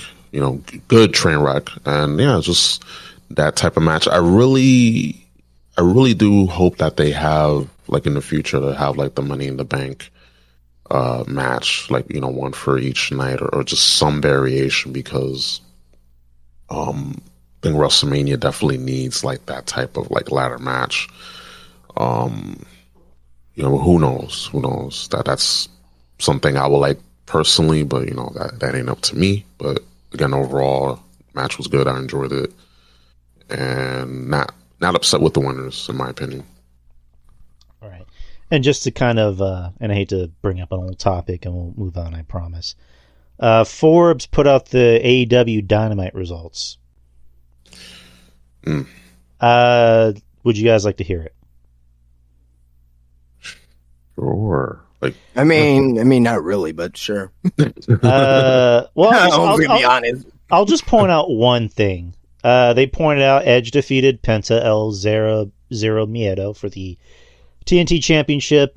Shane Taylor Promotions defeated Jericho, Hook, and Shibata. Okada defeated Cristiano. Mariah May defeated Anna Jay. Samoa Joe defeated Dustin Rhodes for the AEW title eliminator. Let me guess. They put CM Punk defeated Jack Perry. God damn it! Yes. Well, I knew where you were going with this. I don't know. I just thought it was funny. All right, back to business. Another tag team match. Rey Mysterio and Andrade defeated Santos Escobar and Dirty Dom. It was a match. I'll just put it that way. And not trying to say it was a bad match, but it was a match. It seemed more like a match you can have on SmackDown and not really WrestleMania. Mm-hmm. I mean, yep. I guess they needed this match because, you know, it's Rey. You need Rey on the show somehow, and it's Dom. You need Dom on the show somehow.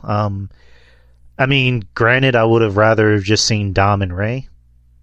I mean, they could have just built that up as, I don't know, mask versus hair match, and, you know, Rey wins and Dom has to shave his hair, kind of like, you know, CM Punk from 2010.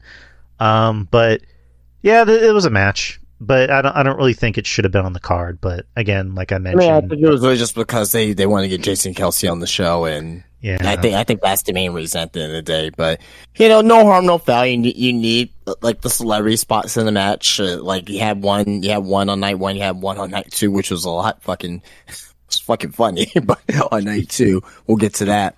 But you know, I was fine with the match. I mean, I did pick the heels to win, but I didn't anticipate Jason Kelsey to be involved either, and Lane Johnson to be involved either. But whatever. I mean, you know, you need moments like this, spots like this on certain matches, and this was it. So you know, it is what it is.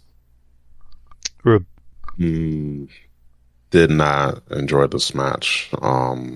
It felt like a SmackDown, you know, episode of SmackDown, like something you see on SmackDown. Did not enjoy. And, you know, considering I like all these guys, not because I'm, you know, Puerto Rican, you know, not because I'm, you know, Latino, but, you know, I like all those guys. I like Rey, I like Dom, I like, you know, Santos, you know, LWO, Legato, all these guys, and girls, you know, can't exclude the women as well.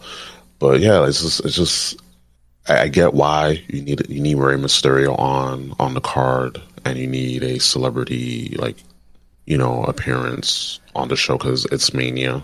So I get it, but it wasn't for me. I would have just rather have Rey and Dom, you know, like a, you know, mask versus hair match, like, and then had the both, you know, teams be involved. At least you'll have something there. But they also didn't want to have Santos Escobar like not have a match. So I get it because he's good. Like he needs to get his flowers as well. But, yeah, I'm super happy that he had that opportunity too. Right. Yeah, but the match wasn't for me. But you know, all good on everyone involved. You know, considering, you know, hey, it's Rey, it's Dom, it's Legato, it's LWO. So yeah. Speaking of, you had because you mentioned that you're Puerto Rican. They had the Aguas Frescas sponsor for this match. Mm-hmm. Then for Jade, Naomi, and Bianca, they had Wingstop sponsoring the match. Yeah, I saw that. Then the match with the with the Pride, they had fucking gin and juice sponsoring the match. So they're doing WWE. They cannot beat those allegations. They cannot. They are not. They are definitely not. No. Oh man! Speaking of Puerto Rican, how much of a non-factor was Carlito in this match? 0. It's just like he was just standing there. Could we not get Carlito an apple at least? Yeah, that's what I was saying. That's what everyone was saying. I was like, yo, like it's trademark, you know, spitting, you know, the apple. Like I was like, damn. I guess just a lot of moving parts, and that got overlooked. Maybe he mentioned it, but I don't know. It just to me that was a spot that they could easily put in there. I don't know. Oh man, weird choices. Speaking of appropriate ads for matches, Jimmy Uso and Jey Uso in a singles match. Dude Wipes was the sponsor for this match. Oh God. which is what this match felt like, a complete ass wipe. This was horrible. This is a horrible match. This match sucked. This match was exactly what I thought it was going to be.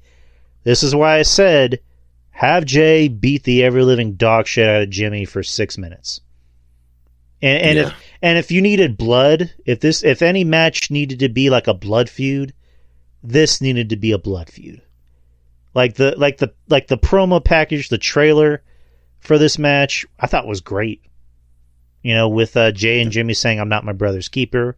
I thought that was great. Actually, I hated that because they said their fucking shoot names. Like, we're not keeping kayfabe no more. What the fuck we're doing here? But just a dog shit fucking match. Just nothing but super kicks for 12 minutes, and then like no reconciliation after the match. Like, just awful match, bad match. Just bad match. Thoughts? Anyone who wants to start? I still thought Jimmy should have won this match. Just me, but it doesn't do anything for Jay. Jay could have lost and could have got revenge at WrestleMania by spearing him off the fucking stage and still be the number one contender for the World Heavyweight title. And at least Jimmy will have at least, like, I mean, obviously because what happened in the main event, like, Cody was all against on odds, but they could have at least like made it to where that Jimmy, took out Jay, or that Soul helped Jimmy get the win, something. But whatever. I mean, whatever. I mean, at the end of the day, like it did, like at the end of the day, it didn't need Jay to win. Because if Jay would have lost this match, he would still be number one contender right now. Because that was obviously the fucking plan, regardless. So, whatever. And no Solo, which was weird. Like, why wasn't Solo a part of this match? I don't know. Former fashion, but I don't know. That match wasn't. To your point, it wasn't good. So, all right, Rube, what do you think? This match sucked. Appropriate sponsor for this match, Dude Wipes, because people watching needed to wipe just the ever-loving, shit out of this match. It was terrible. I was excited for this match, and all I got was just, applauding and just super kicks, and I was like, this ain't it, brother. Definitely whoever, I mean, I know who booked, who, the agent in charge for this match, just was not a good look overall. Just really bad. Maybe they'll have another match. Maybe they could have redeemed themselves, but yeah, this was not a good match. For Mania, this is really bad. It's definitely top 10 worst matches on Mania, like, ever. And it's a shame because oh man, that's a fucking big reach right there. I don't agree with that, but yeah, there's a lot of really bad early Mania matches that no one talks about because they never seen like the first like 5 WrestleManias. There's a ton of fucking terrible matches. Trust me. No, definitely. But this but really bad. If it's like the top 10 worst that you've ever seen, then that's fair. Yeah. Well, at least I've seen, but just overall, like for WrestleMania 40, for the fact that this had like build up and this has like some heat, but yeah, this match was not executed well. Like, right. It's just all this hype and anticipation, and then what we got is like just all this anticipation for just 2 pumps and a weak orgasm. That's basically what this match was. Like, it's terrible. Right. Just trying to keep a straight face, but just a terrible match. We can move on. Brought to you by Dude Wipes. Yes. Next is the 6-woman tag match.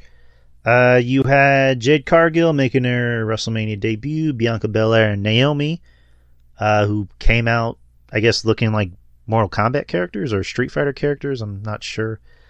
Versus Damage Control, Dakota Kai, Asuka, and Kari Sane. Apparently Mark Henry was kind of mad at Kari Sane for not getting out of the ring when I think it was either Jade or Bianca was making their entrance or something like that. Yeah, they all made their entrance at the same time. So I don't. Again, I love Mark, but what's your problem, dude? But anyways, again, another. This was a match. Like it did its job to kind of make Jade look like the star, and she looked good. She looked good in the ring. But really nothing special. Go ahead. What difference? What's different from Jade from this Jade versus AEW Jade? Because I haven't seen nothing.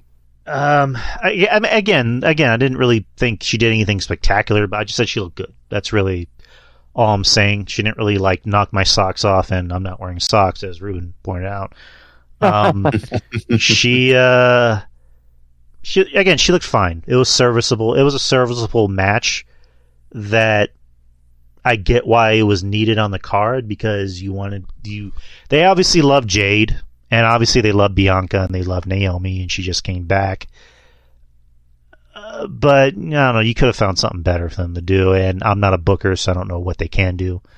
But it was a match that they needed on the card, but I don't think it was needed, if that makes sense. You could have found something better for these girls to do, but I guess in Jade's case, they wanted to kind of hide her weaknesses by putting her in a 6-man tag or a 6-woman tag match with 5 other girls that are really good. But yeah, it was quick. It was awfully quick. I'm looking at it, 8 minutes and 5 seconds. So, but yeah, the faces won. So thoughts, guys? Quick, painless, to the point. Made Jade look like a star. All 3 women, Jay, Bianca, Naomi, they look great together. Fantastic, great entrance. Match was whatever. So, yeah.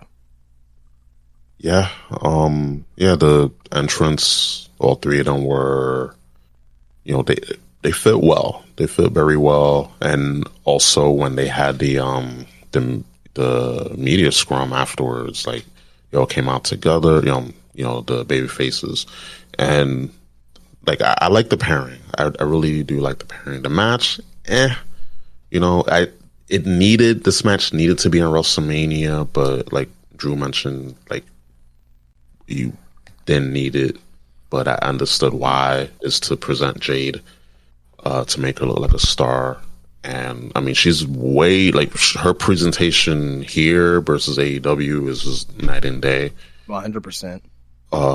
Absolutely. It's just now it's okay. Wrestling aspect, she has to over time she has to improve. She can do the moves, and sometimes that's all you need. But down the line, you're gonna need to be able to have longer matches. She did do a. I'll take you back. She did do one new move. It was like a Michinoku driver type thing. Yeah. So that I did see, and I thought she did that pretty well. But outside that it was pump kick Jaded, pretty much. And her pin, I like her pin. That the thing she does, it's looking her hand, that is a throwback. I don't know if any of y'all noticed, but that's a throwback to when LL Cool J was on SmackDown, all the way back. Yeah. And he kept doing that when the camera was pointed at him, so much that they just turned the camera away. And I was like, yo, LL Cool J is just he's insane. Dude's a freak. But that's basically where Jay got that from. Yeah, he did that to Booker T. I think they're promoting a rollerball. Yeah. And this is the week after Booker did the spot with Steve Austin in the grocery store, and then they're having a poker game with the APA, and LL Cool J tells Booker T, at least I'm not a punk bitch who gets beat up in grocery stores, and he does that thing you're just saying.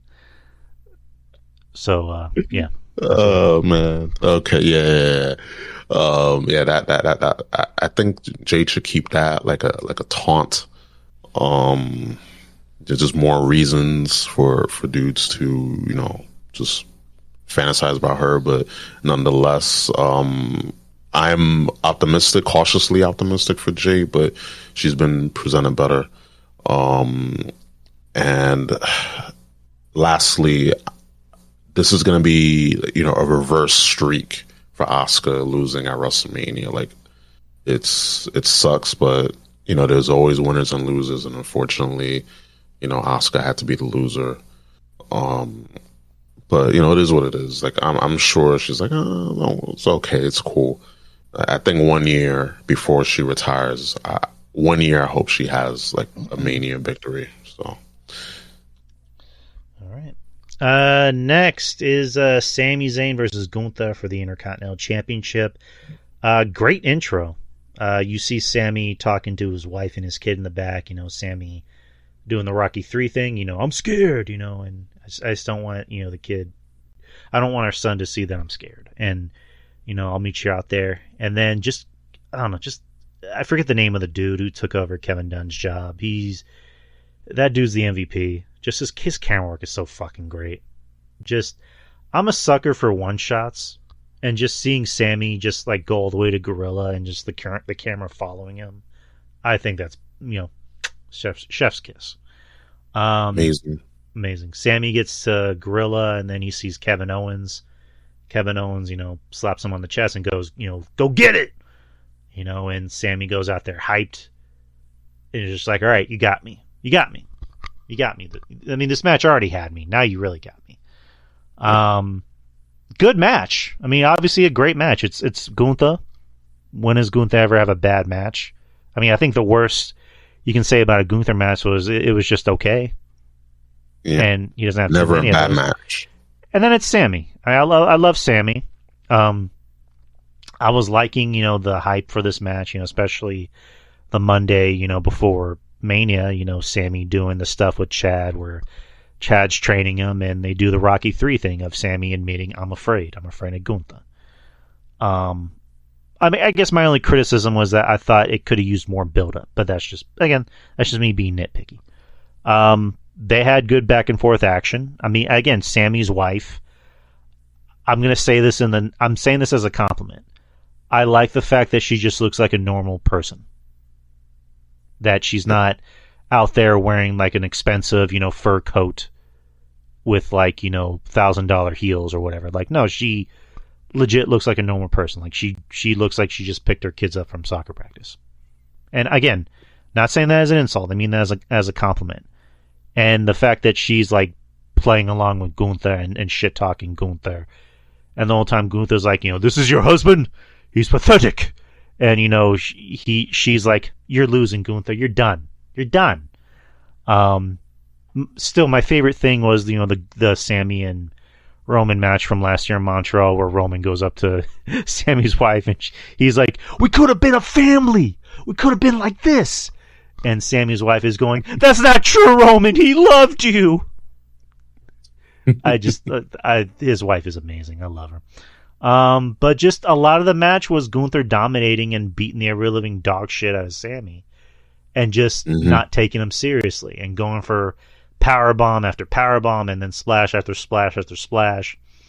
And Sami kind of convulsing on the ground like, no, motherfucker, you don't got me yet. And then Gunther goes for another splash, and then Sami goes for his... I don't know if I've seen him do this move before, but he goes for a suplex on the top turnbuckle and drops Gunther. I mean, I'm pretty sure they planned that, but, Gunther lands on his head, which I'm like, Jesus Christ. That was right. A modified brainbuster. He did that. He did that move. Yeah. Like, that was incredible because Gunther ain't a small guy. And when he did that, I was like, fuck. Shit. Like that was incredible. But he did do that move in the indies. So as El Generico. But yeah, like that move was just perfect. And doing it to Gunther, I was like, damn. And this goes to show how good Sami is. And there are people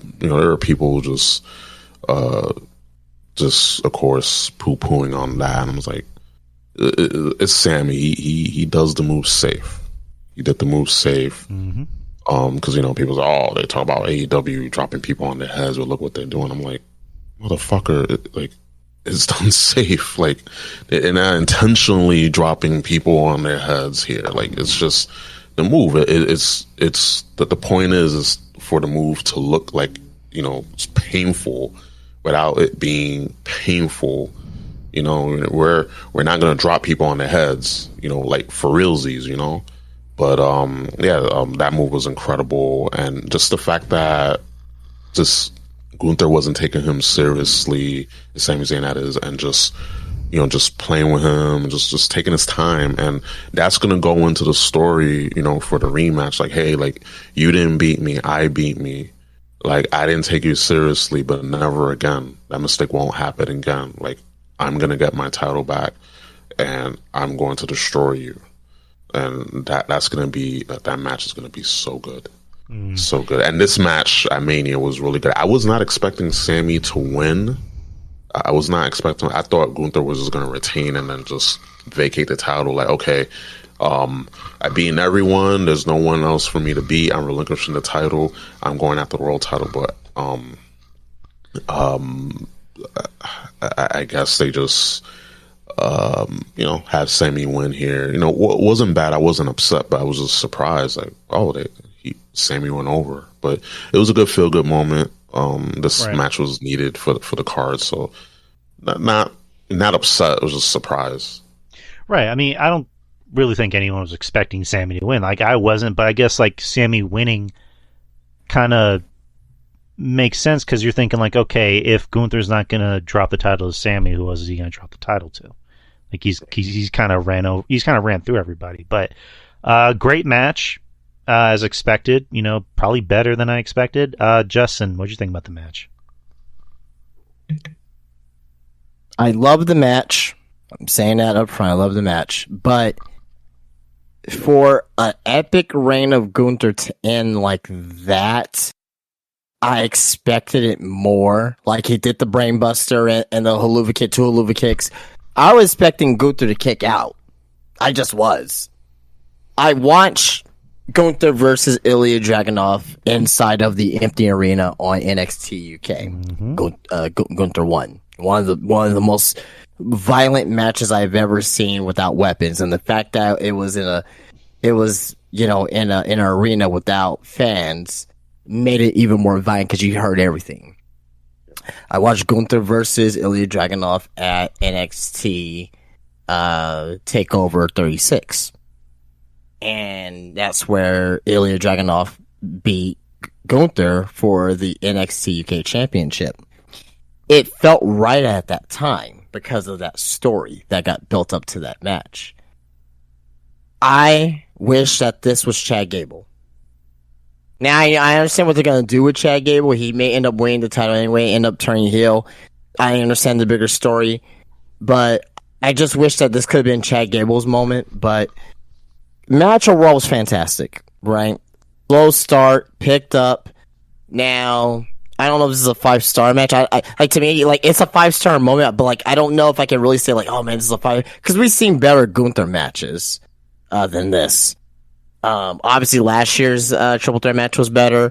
I thought him and Chad Gable was better on Raw last year, in my opinion, at least. Yep. I thought him versus Drew McIntyre at Clash of the Castle was better. Or was it Sheamus? Who was it? No, Sheamus. Sheamus. Sorry, yeah, Sheamus. Yeah, I'm sorry, Sheamus. I thought that match was better. And the fact that this match ended, it felt flat.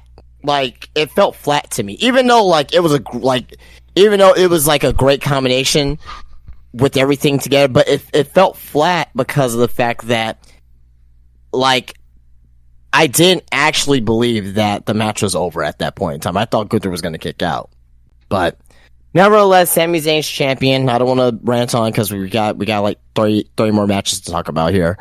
I just thought it could have been a little bit more. Now Gunther's gonna be going into the main event scene, and hopefully they book him the right way. I know they will, but hopefully they can still make him look strong without a title. So we'll see how Triple H and team does that going forward. All right. So now we're on to the main event of night one: the Bloodline, The Rock and Roman Reigns versus Cody Rhodes and Seth freaking Rollins. The stipulation being, if The Rock and Roman Reigns win, then the night two main event will be Bloodline rules. If Cody Rhodes and Seth Rollins wins, which we kind of already know the stipulation, so why even bother? So, this match went exactly the way I thought it would. It was a long match, and that's just the entrances. Like, that day was my dad's 70th birthday, so I came home and had to rewatch a lot of Mania the next day, but I did catch the last two matches. This being one of them. I was still dressed up from the party, and then I realized, oh shit, these entrances are gonna go on for a while, so I might as well have time to change. And by the time I was changing, Roman was still making his entrance, which they really. I believe from the time of the end of the Gunther Sami Zayn match to the opening bell of the main event, it was like 40 something minutes. Again, I know it's Roman, I know it's The Rock, but this is just how I feel. I don't know how you guys feel. These long ass entrances kind of take me out of the match. Like, I don't know. How do you guys feel about that? It doesn't take me out of the match. I can see where, I can see how it can take people out of the match, out of the experience. But for me, depending on the match and the people involved, I don't mind it, but I do understand why having these long entrances can hurt the match, because between all four participants' entrances, like, that's basically like a match in itself. Like, that's a length of a match. So I get it. But for being WrestleMania, like, it's excused, but I definitely get if it's a pattern. Like, yeah, like it's definitely an issue. But for here, no, I didn't mind it. Like, it didn't bother me. All right. Again, just kind of felt for a little bit, but yeah, the match went the way I thought it would. It's a bloodline match. It's The Rock. It's Roman. It's Cody. It's Seth. So it's, it went the way you thought it would. Rock is 52 and looked good out there. I mean, this is probably the best I've seen The Rock look since probably. I think he maybe even looked better in the match he had with Cena in 2013. That's just me. I think he kind of slimmed down a little bit. So, but yeah, he looked good out there. A 52-year-old guy taking more bumps than Roman, which was just, I don't know. But yeah, just a lot of gaga in the match. Rock telling the referee, "You better not count me out, or I'll fire you. Don't fuck with me." The Rock with his potty mouth. A lot of odd spots in the match. Like The Rock and Cody wrestling outside the ring. And just that one, the referee always having to apologize to Cody for, The Rock and Roman breaking the rules, because The Rock will fire him, which I'm like, at least The Rock is acknowledging that the referee exists. And just another weird spot where, Cody gets hit on the ass with the weight belt, which I'm like, okay. And Rock pinning Cody, which I was assuming Seth was going to take the pin, but yeah, I guess it makes more sense with Cody, because it puts more, it stacks the deck against Cody more, and this just builds up the feud with Cody and Rock in the future. But yeah, this match was everything I thought it would be. I didn't expect The Rock to take more bumps than Roman, but I don't know. How'd you guys feel? Slow start, built up to a nice crescendo, did what it needed to do. Make Cody, made a lot of fans doubt that Cody was actually gonna finish the story on Sunday. So I thought it did what it needed to do. The crowd was very hot for it, and this night here, that was like mostly of the celebrities there. They wanted to see that match because The Rock was involved. So you had a ton of celebrities there for that match too. So The celebrities that were there night one, a lot of them didn't show up back for night two. So that tell you what the major draw was. Rube. I enjoyed this match. Going in it, I knew that was going to be just shenanigans, but it was fine because it was setting up for the main event for WrestleMania Sunday. The Rock, he did really good. Like, a lot of people were surprised, as was I, but he did a really good job. He was there for, like, was it like 40-some minutes, like the total length of the match. Yeah, he looked better here than he did with Cena. And, again, whatever issues, gripes we may have with The Rock, I can say that he, again, just about giving people their flowers. Definitely got to give him his flowers, give Roman, Cody, and stuff. But The Rock going out there, having a long match, is just astonishing. And, he's 52 years old. So just the fact that he went out there and performed, and he bumped, he sold, was was commendable. And yeah, this match, I enjoyed it. Like, it felt like a kid again, like that feeling when you're a kid and like, oh man, like the bad guy won, and then you just tune in for the next show, and it was that I had that feeling all weekend. Like that was a strange feeling, but familiar. I guess because just the fact that we've been, when it comes to Mania, like it tends to be formulaic, but this felt special. This felt, just like the air was different with this match. But yeah, the right team won, obviously. The weight belt spot, I mean, I get it.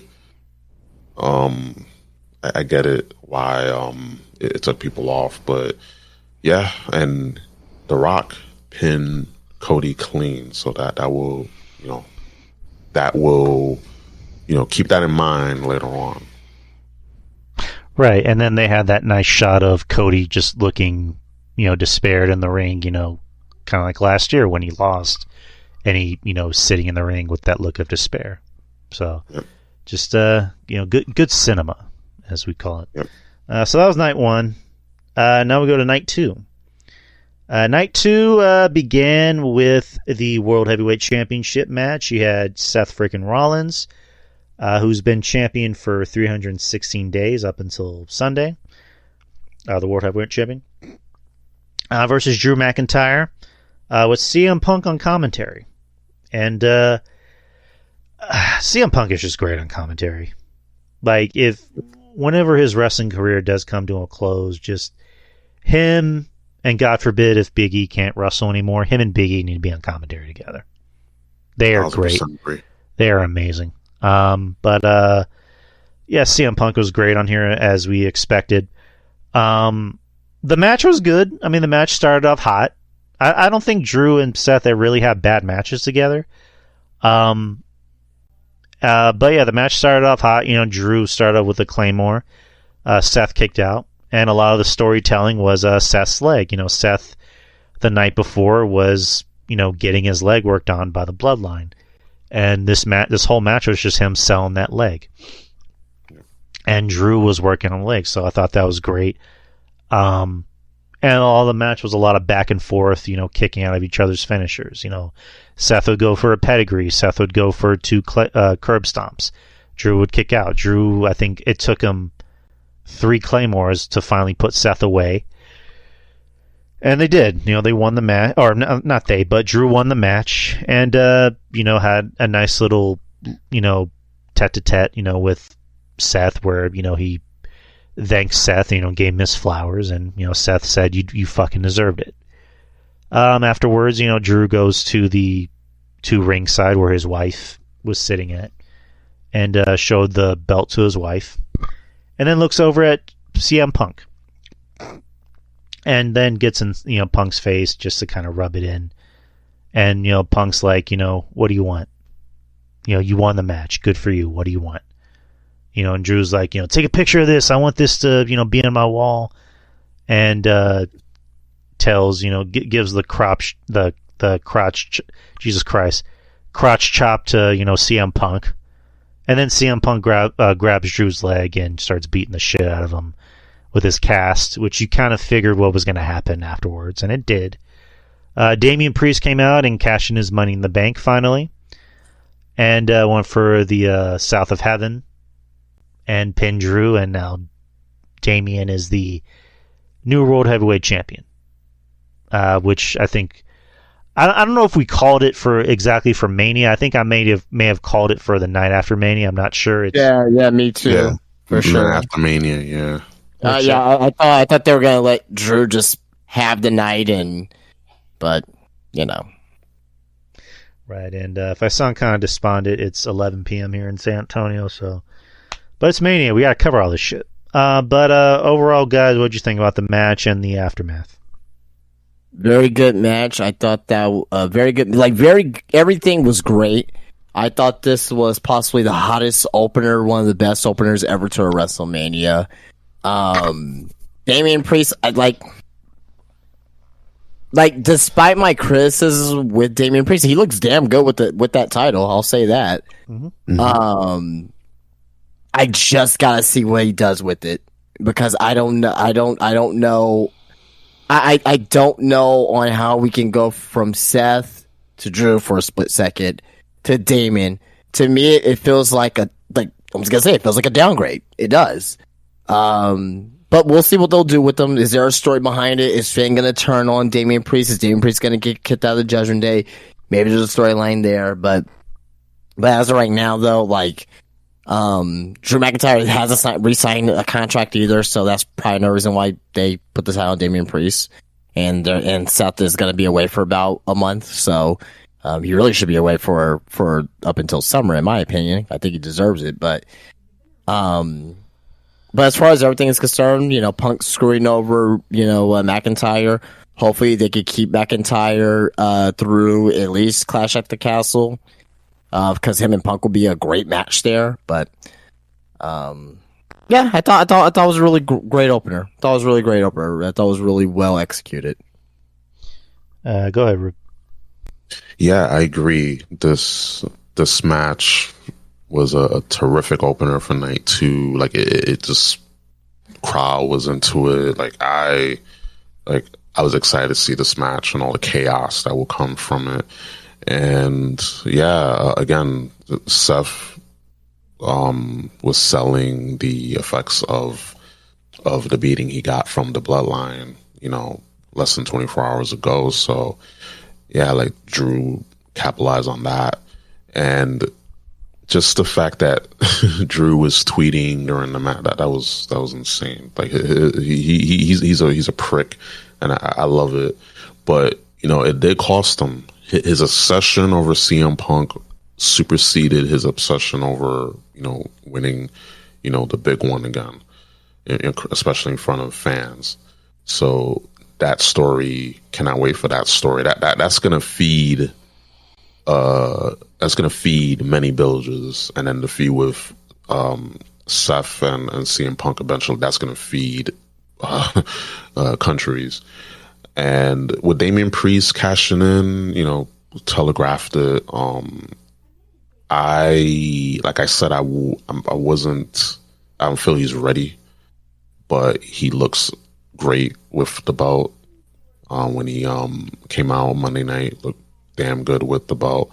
Proud of him, but we just got to see how his reign goes. But I'm happy. If I turn out to be wrong, I'm wrong. I'll eat crow. But we just got to see how his reign is. But overall, I enjoyed the match. CM Punk on commentary, phenomenal. The match, Drew and Seth, phenomenal. Seth giving Drew his flowers.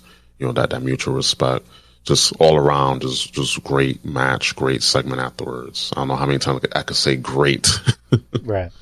Yeah, because night 2 felt like night and day. I mean, literally night and day. Yeah. Just a better crowd and just better show overall. As for Damian Priest, I'm glad because I like Priest. To kind of echo Justin's comments about it, maybe kind of being a downgrade. I can see where you're coming from, because Seth, for whatever you don't like about Seth, you don't like the the Gaga that he comes out and wears every day. You don't like how he is, maybe, but Seth worked his ass off. Seth, puts on great matches. Seth did a good job carrying that title. And Drew's been doing a great job. He's been the most interesting he's ever been in his career, with this new gimmick. Damian, I think, has kind of waned entrance from the crowd because, Judgment Day, yeah, they are the biggest faction going in the company right now, along with the Bloodline. But, like, in the Bloodline, it's just, Rhea, Dom. Like, they're what makes that group, work. Whereas Damian is just out there to look menacing and to say, yo, Rhea. And that's literally it. And, R-Truth being in the Judgment Day made Damian have more of a personality and made him look more like a human being. I'll say this for Damian winning the title.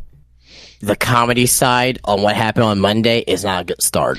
I hated that. With R-Truth. I hated that because that's not a good start. So I didn't like it because it's just like I tweeted, like, why couldn't Damian just have his moment? Why is R-Truth still doing the whole, I think I'm still the Judgment Day, and it's just like, I love R-Truth, but it's just like, why couldn't Damian just have his moment? And Justin, you're right on the money. Like, it wasn't a good look. Like, if you're trying to make, Damian look like this dominant, badass champion, the comedy stuff just isn't working. Like, it kind of make Damian look like an afterthought, for the rest of the night. But for Damian, I think he's meant to be a summer champion. And summer is usually not a good time for wrestling. And they usually like to kind of, test the waters, see how most guys work out. So I think at best Damian will be champion until after SummerSlam or before a SummerSlam. So we'll see what happens. But moving on. We have the Philadelphia Street Fight. The Pride, which I forget that they're called the Pride. Bobby Lashley and the Street Profits of B-Fab versus the Final Testament, which I think that name sucks, by the way. Karrion Kross and AOP with Scarlett and Paul Ellering. Bubba Ray Dudley came out as a special guest referee, and Snoop Dogg came out as the special guest commentator, promoting his gin and juice during this match. This is probably my least favorite match of the night. I mean, wasn't bad. It was kind of fun at some points. It did what it needed to do. My complaint is that AOP was a non-factor. I mean, just you had Montez Ford, who's the flippy guy, and taking out these two big behemoths, and after that they were nowhere to be seen, and Cross pretty much had to be sacrificed on a cross, no pun intended, or pun intended maybe, and just be taken out by the rest of the group. I mean, there was a table spot where Cross broke a table. I mean, Cross isn't exactly a small guy, but that was still kind of funny. And then they brought in a new table, and he pretty much had to be the guy that took the pin, which is just, why was Cross the guy to take the pin? But whatever. But yeah, they won. And it was a match that happened. So, but I don't know. What do you guys think?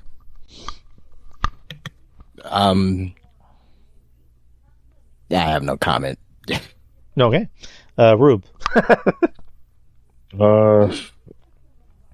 Again, don't really have much to say. I like all these guys involved, but it just, I don't know, it just didn't do it for me.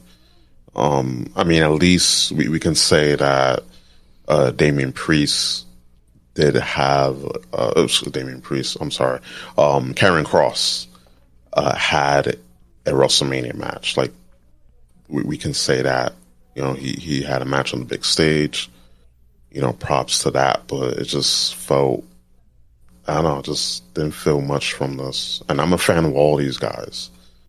So yeah, just not much to say here. And the final testament's on NXT. So Cross is back on NXT. Maybe they'll do something for him, because I do like. I think so too. I do like Cross. I do want him to get better. But moving on. You have LA Knight versus AJ Styles in a singles match. LA Knight winning. I thought this was fantastic. I thought this is what LA Knight needed, because he does still get cheers. He does, people doing the yeah thing. I think he's kind of maybe fallen down on the totem pole, so to speak.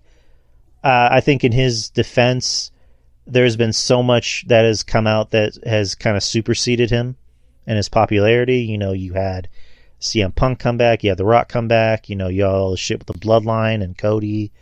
So he's kind of, I don't want to say fallen out of favor, but he's kind of, the interest in him has kind of waned. I'll just put it that way. But I thought this was the match that he needed to kind of showed that he's not just a catchphrase and punch and kick guy. Like, he can go out there and work. And then you have a match with someone that likes it, AJ, and AJ brought out the black pants. And usually when AJ brings out the black pants, that means it's going to be a good match. And in this case, it was a good match, good back and forth action. AJ debuted new theme music, which was awful. Oh, blah, just blah. Blah. Like, I can maybe do something to where maybe you can have it sound like something from his TNA days, but no, it was bad. It was BAD bad.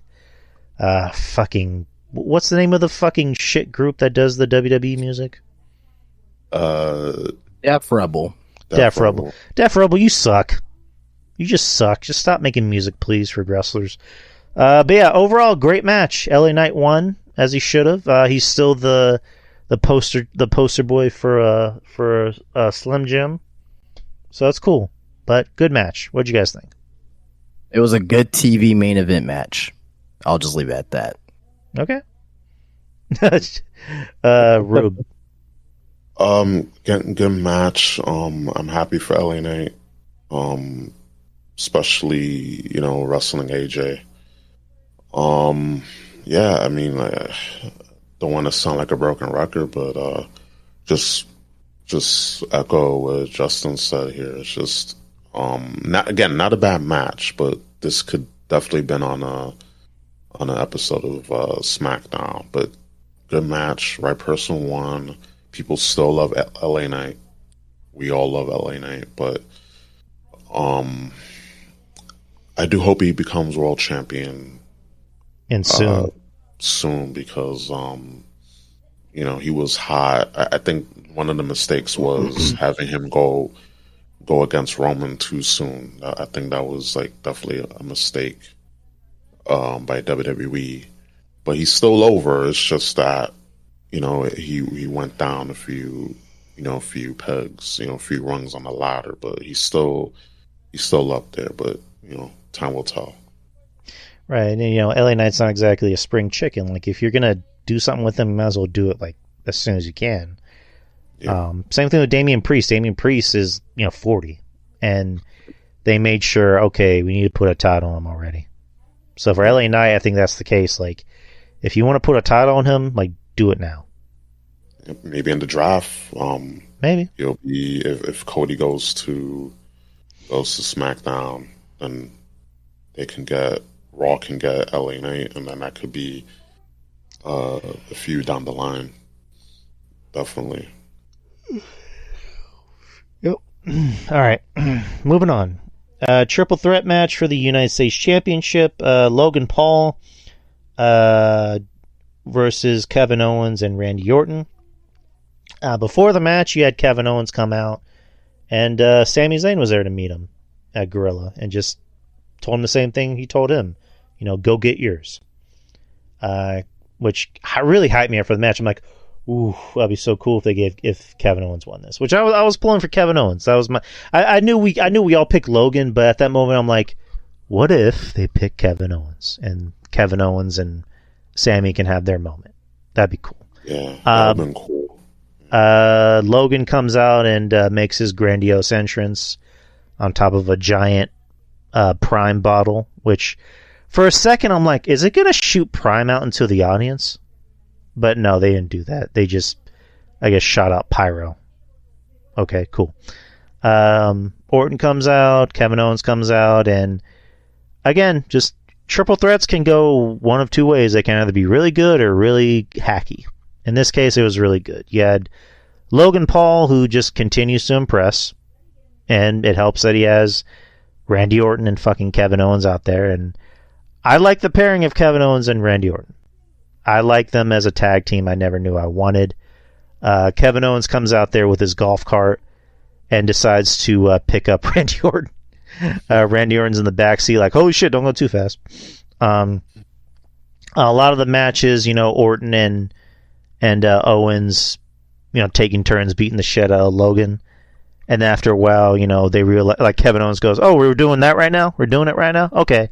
And then they decide to fight each other. And then there was a bit in the match with, somebody was in the giant Prime bottle. I think people assumed it was KSI. It ended up being I Show Speed, which I literally have no idea who that was. Apparently it was like this famous... Yeah, one of the most popular streamers in the world. Yep. Yeah, no clue who he is, but okay. And there's a spot where like he gets in Orton's face and like goes, yeah, boy, yeah. And Orton's like, what? I'm surprised. That was a toned down I Show Speed, to be honest, because Yeah, he's really toned down. I'm surprised. I'm surprised he didn't say like fuck nigga and all.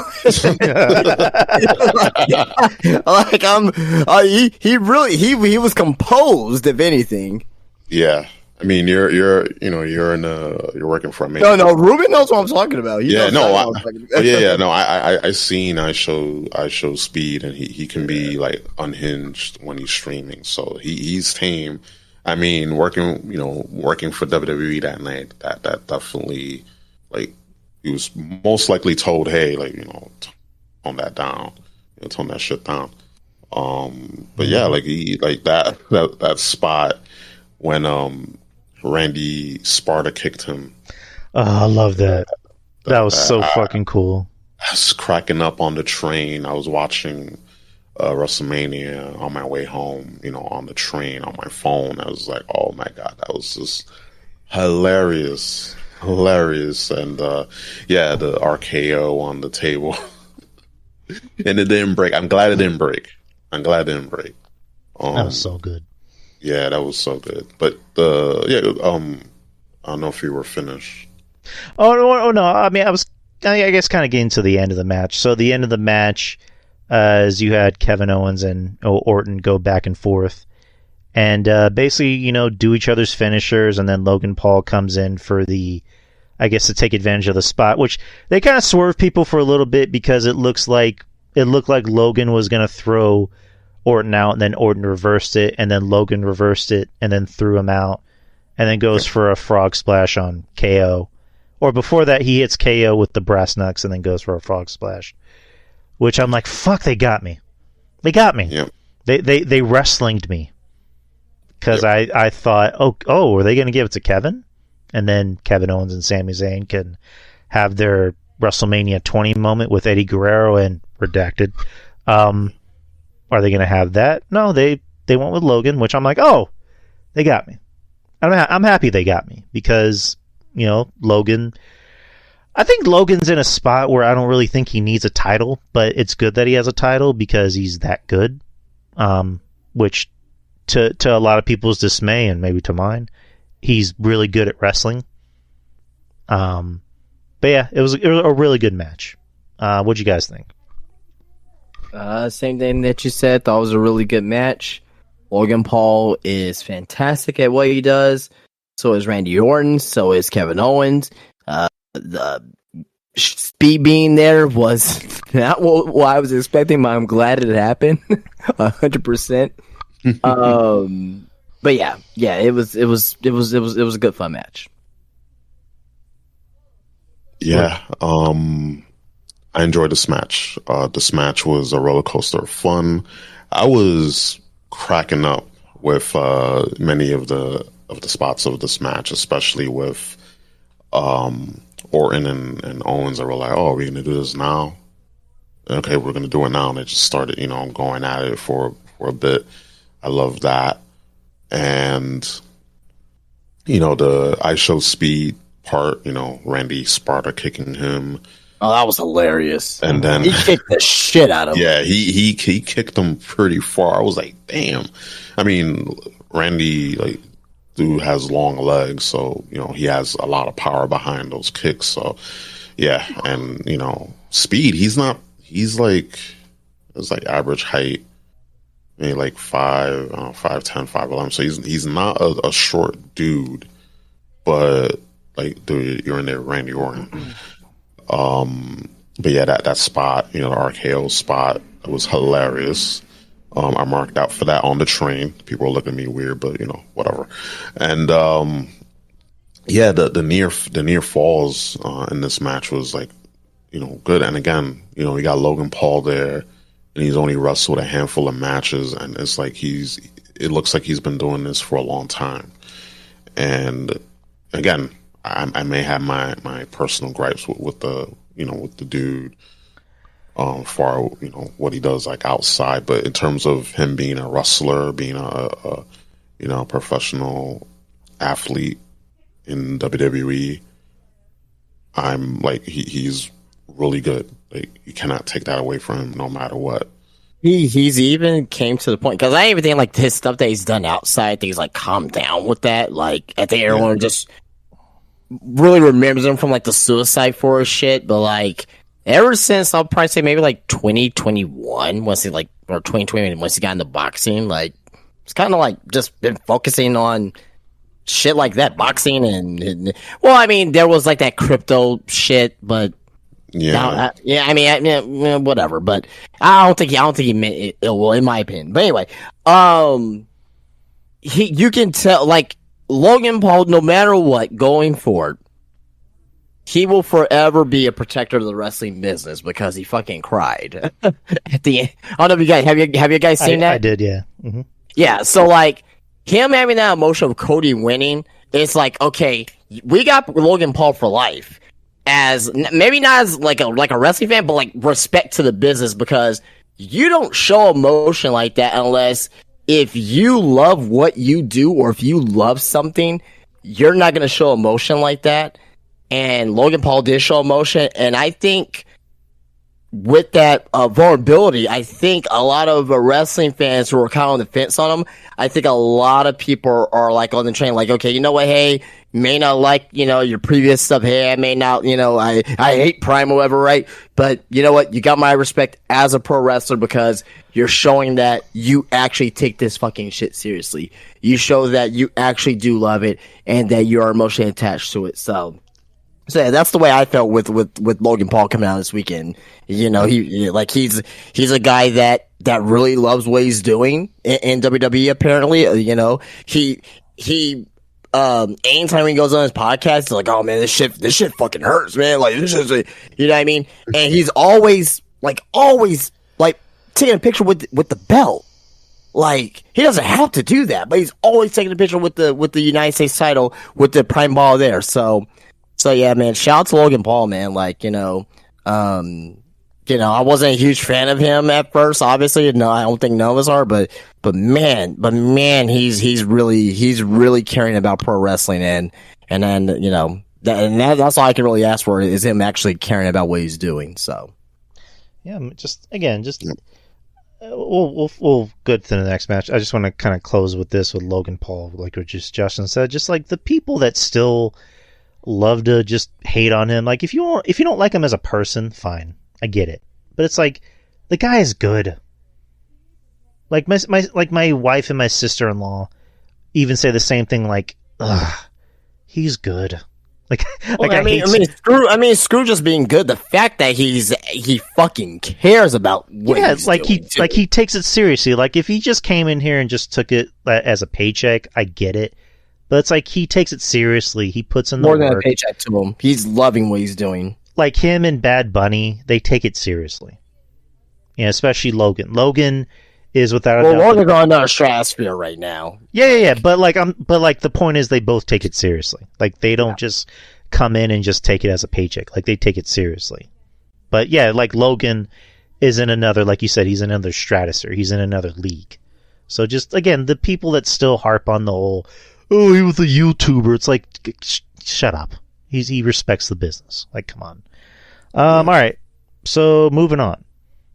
Singles match for the WWE Women's Championship. Bayley versus Io Sky.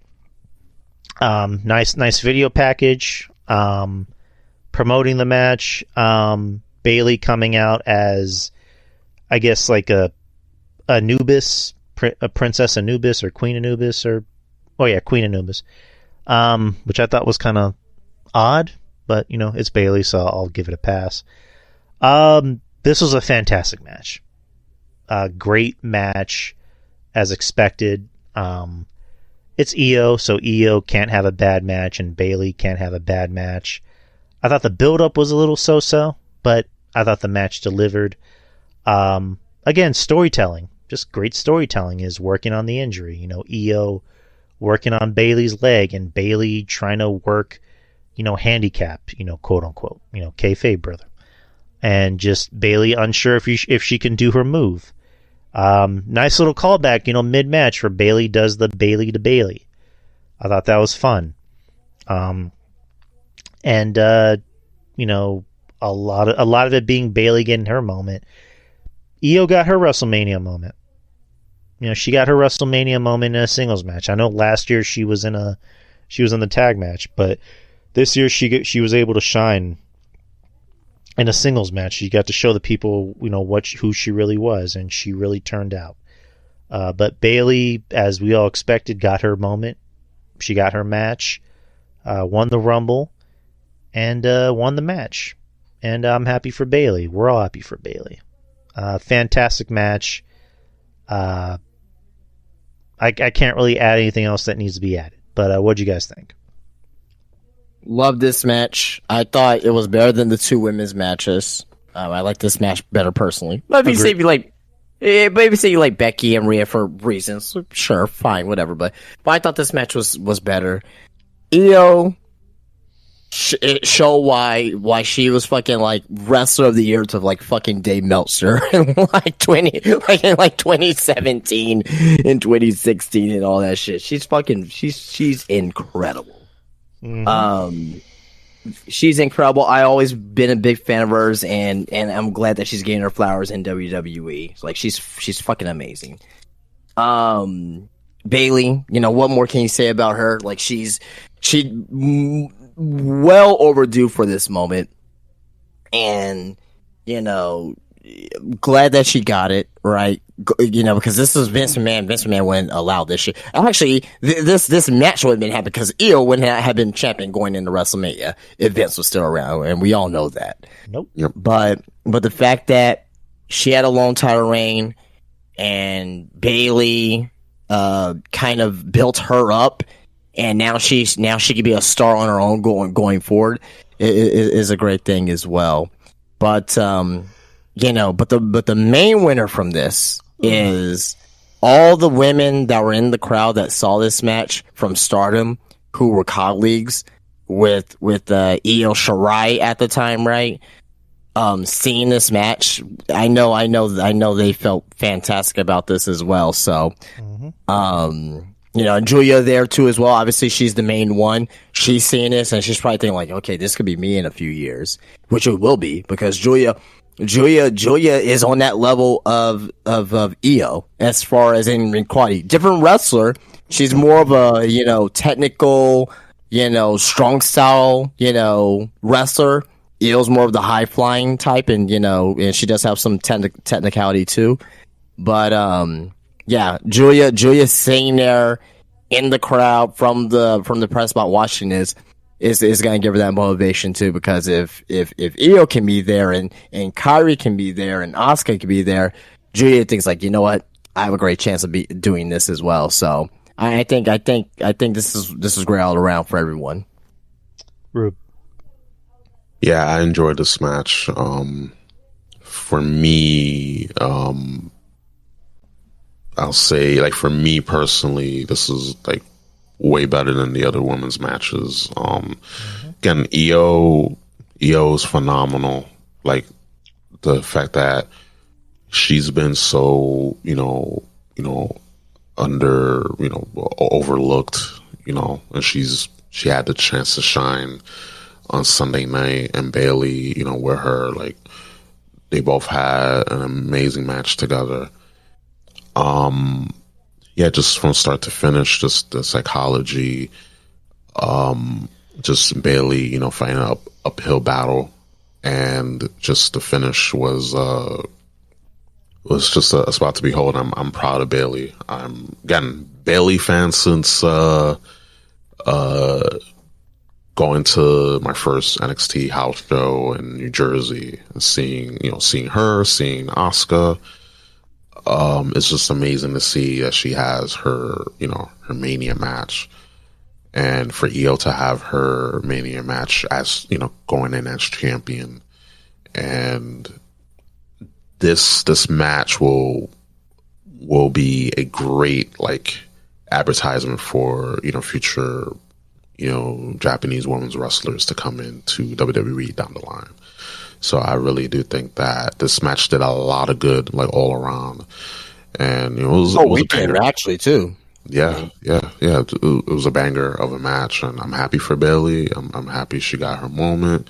Happy for Io, again, coming in as champion, being able to showcase what she can do, as singles. And yeah, I just can't wait to see what Bayley will do as champ and what Io will do as well. All right, so now we're on to the main event. The main event of the whole weekend. You had Cody Rhodes versus Roman Reigns, coming in as the champion for 1,316 days. In fourth place of the all-time WWE title reigns. Bloodline rules match for the undisputed WWE Universal Championship. I think they're more than likely just going to cut it down to just being the WWE Championship, but I mean, because they usually do that. But this match, was an important match. It's probably one of the most important matches in WrestleMania history. One of the most important matches in WrestleMania history, definitely for this era. Cody coming out wearing a, I guess, the American Nightmare mask, which was actually done by what was his name, Tom Baker, the same guy who did Bray Wyatt's masks. Came out with Brandy. It was nice seeing Brandy. Roman came out to the I guess to the Philadelphia high school orchestra, doing his theme music, which I to me it sounded better. The match had a big fight feel. A big chunk of the match was them going out there and just having a wrestling match and brawling out into the floor. Excuse me. Just kind of what you expected. There wasn't as much weaponry going on until like the last 5 minutes. There was a spot where Cody wanted to bring out a table, and then Roman put it back and just did the nah to the crowd, like, I'm not giving you what you want, which, that was great. There was a kendo stick spot, and just a lot of good back and forth wrestling. Cody went for a crossroads. Roman kicked out. Roman, I believe, went for a Superman punch. Cody kicked out. Cody's going for another crossroads, and this is where the chicanery happens. You have Jimmy Uso come out, go for a super kick, and then Jay comes out to take out Jimmy, and then spears him off the entrance ramp onto a table. So they're gone. Solo comes out, and then Solo tries to help Roman, and Roman goes for a spear. Cody kicks out, and there's a funny moment where like Solo's yelling at Roman, you pin him, get him, and then Roman's like, I know. And then John Cena comes out and takes out Solo, and then gives an attitude adjustment to Roman, and then gives an attitude adjustment to Solo onto a table. And then The Rock's music plays, and The Rock comes out, cussing up a storm. Basically, I guess taking notes from Shane Douglas from ECW. And then him and John Cena have a nice little face-off. Cena does the "You Can't See Me" to The Rock, and The Rock rock bottoms him and takes out Cena. And then The Rock takes out his weight belt, and then is addressing Mama Rhodes, saying this is your boy, I'm gonna hit your boy, blah blah blah. Then you hear the Shield's music theme play, which, again, this is just me because I guess I was so lost in the match, which I'm like, because my wife was like, is Dean Ambrose going to come out? I'm like, I'm pretty sure he's not. I'll just put it that way, which Tony Khan reiterated that WWE did not contact them for Dean Ambrose. But right. There was a slight, because they were dragging out long. I was like, there's no way Dean is here. Like, there's no way that Tony Khan will allow Moxley. But even at that, like, let's say WWE would call. You really think that Tony Khan, especially like what happened today, like, oh yeah, sure, like yeah, use him. Yeah, I guess the thought process was because like Dustin Rhodes and Ricky Starks was there, but they were like in a box watching the match. They weren't actually in the show. But yeah, it was just one of those like things of like, because I kept saying night 2 is going to be Endgame. You're going to see all these portals open, essentially. So it's just like, I don't know. It's one of those things of like, that would have been nice, but you knew it wasn't going to happen. But anyways, Seth comes out in his Shield gear, and like even like his hair was dyed, to kind of like match his Shield look. And he just like came out off camera, and like Roman Superman punches him, which I'm like, all right, so there goes Seth. Well, Seth got bitched out all weekend, but him in that Shield gear made it. Like, him in that Shield gear cost Roman the title. Which, it did. Right. It did. Which it kind of echoes not Roman, but Seth's sentiments of like telling Cody, you need a shield. I'll be your shield. Which, you just said, Seth was getting bitched out, but I think that was a reason, because like he was protecting Cody, which we're getting to, we're going to get to that part.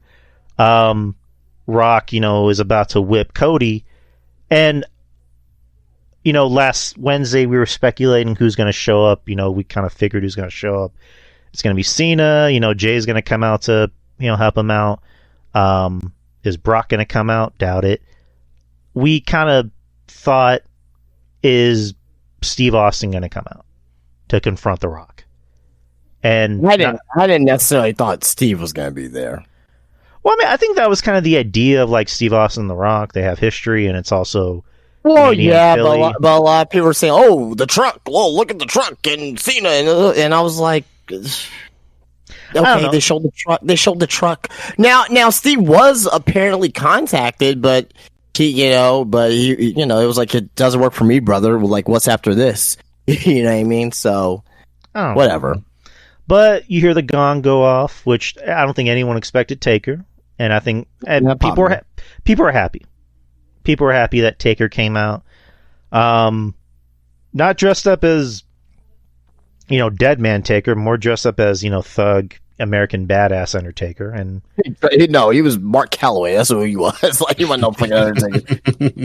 Like, he was Mark Calloway. It's me, Mark Callis. No, it's like one dead man show. No, I just like the idea of like, hey, Mark, can you do a spot? Can I just wear the same thing I'm wearing now? Okay, yeah, sure, whatever. Here's a lot of money. But yeah, the people loved it. He came out and just looked pissed and just chokeslammed Rock. And I forgot the spot from Sunday's match where like The Rock got speared and he just like sold the shit out of that. That looked amazing. A lot of people were asking about like why, like, what does The Rock got to do with. I said, what does The Undertaker got to do with The Rock? I'm like, The Undertaker, like, he's been battling this family for fucking his entire career. Yep. You got Yokozuna, you got The Rock, Rikishi, Roman Reigns.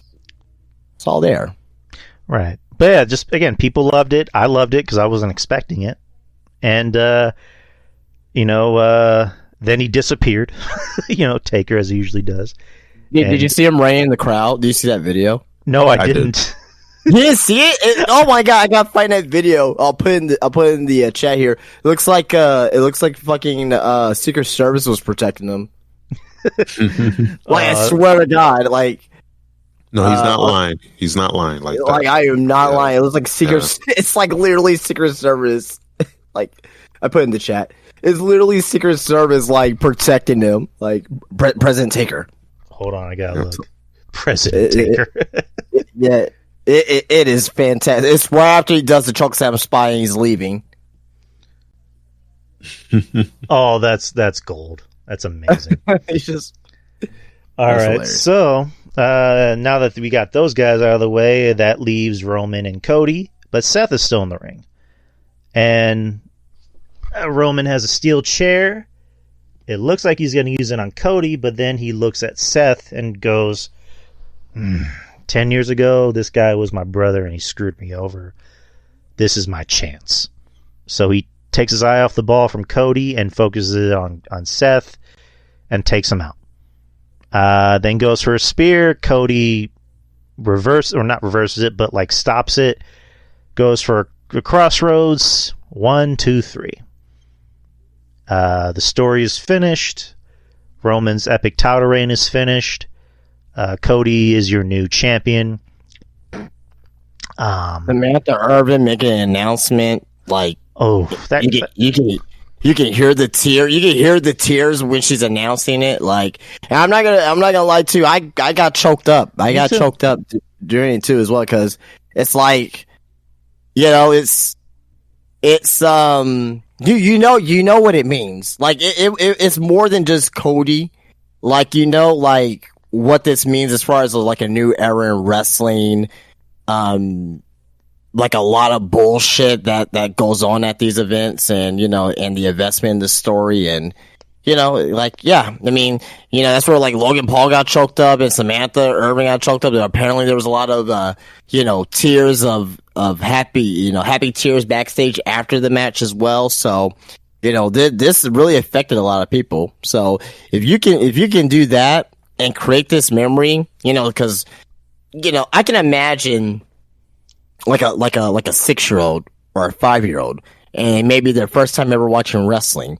This may be their first event. You just made a lifetime fan possibly because of it. So, I thought the match was tremendous. I thought it was the most overbooked match one of the most overbooked matches I've ever seen. But that's what made it great, fantastic.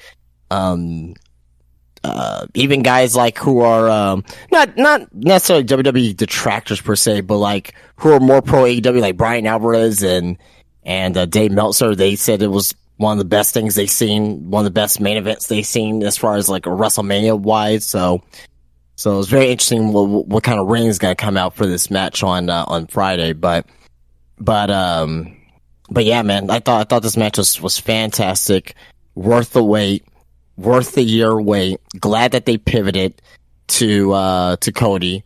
Very interesting to see how they're gonna tell that story, or wherever they have that Peacock original. I don't know if you guys saw that, but it's basically like the build up for the match and like kind of like what happened, what went into it, and all that stuff. So I don't know if you guys saw that. I saw the trailer. Yeah, trailer for it. Yeah. So I can't wait to see that lead up to WrestleMania and this year as well. But fantastic stuff from WWE.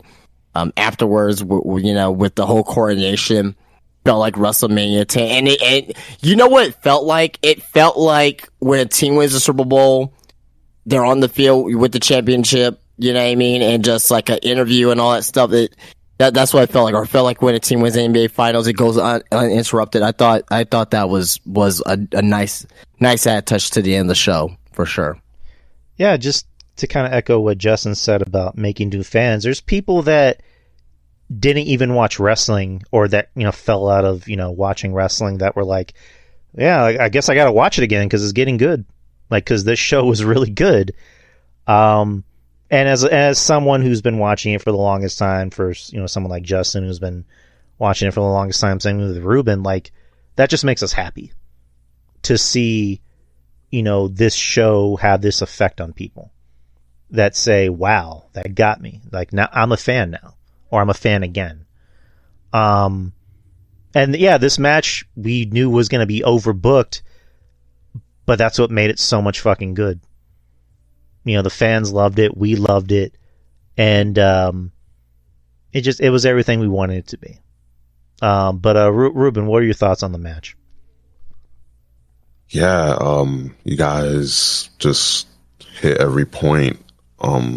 This match was a ride. This match was definitely a ride from start to finish. We knew coming in that was going to be a overbooked ride of chicanery and chaos, but it was the good kind. It was a good type of chaos and overbooked madness. And this match, like I was saying, like it had that feel of being a kid again. And if we had that feeling, then imagine all the lapsed fans that came back and to watch this match.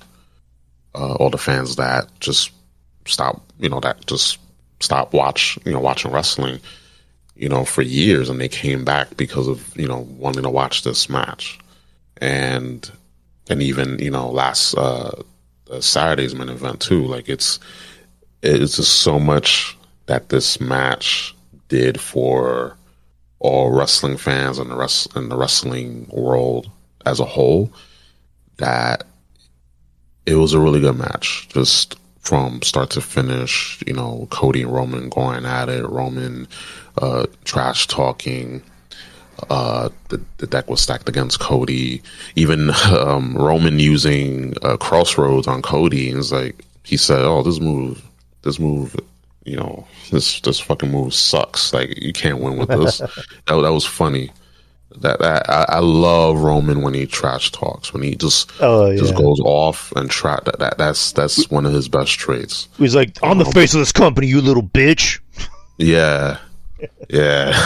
that man, I can't wait for him to come back. But then when the chicanery happened, you have Jimmy coming out solo, and then you had Cena come out. That was really cool. You had The Rock come out. They had that face off. It was just everything that the match needed to have. It had. I mean, yeah, we could have benefited from having Stone Cold, just the selfish side, but it does make sense for Undertaker to show up because he had history with the family. So wasn't upset. It was cool. I marked out.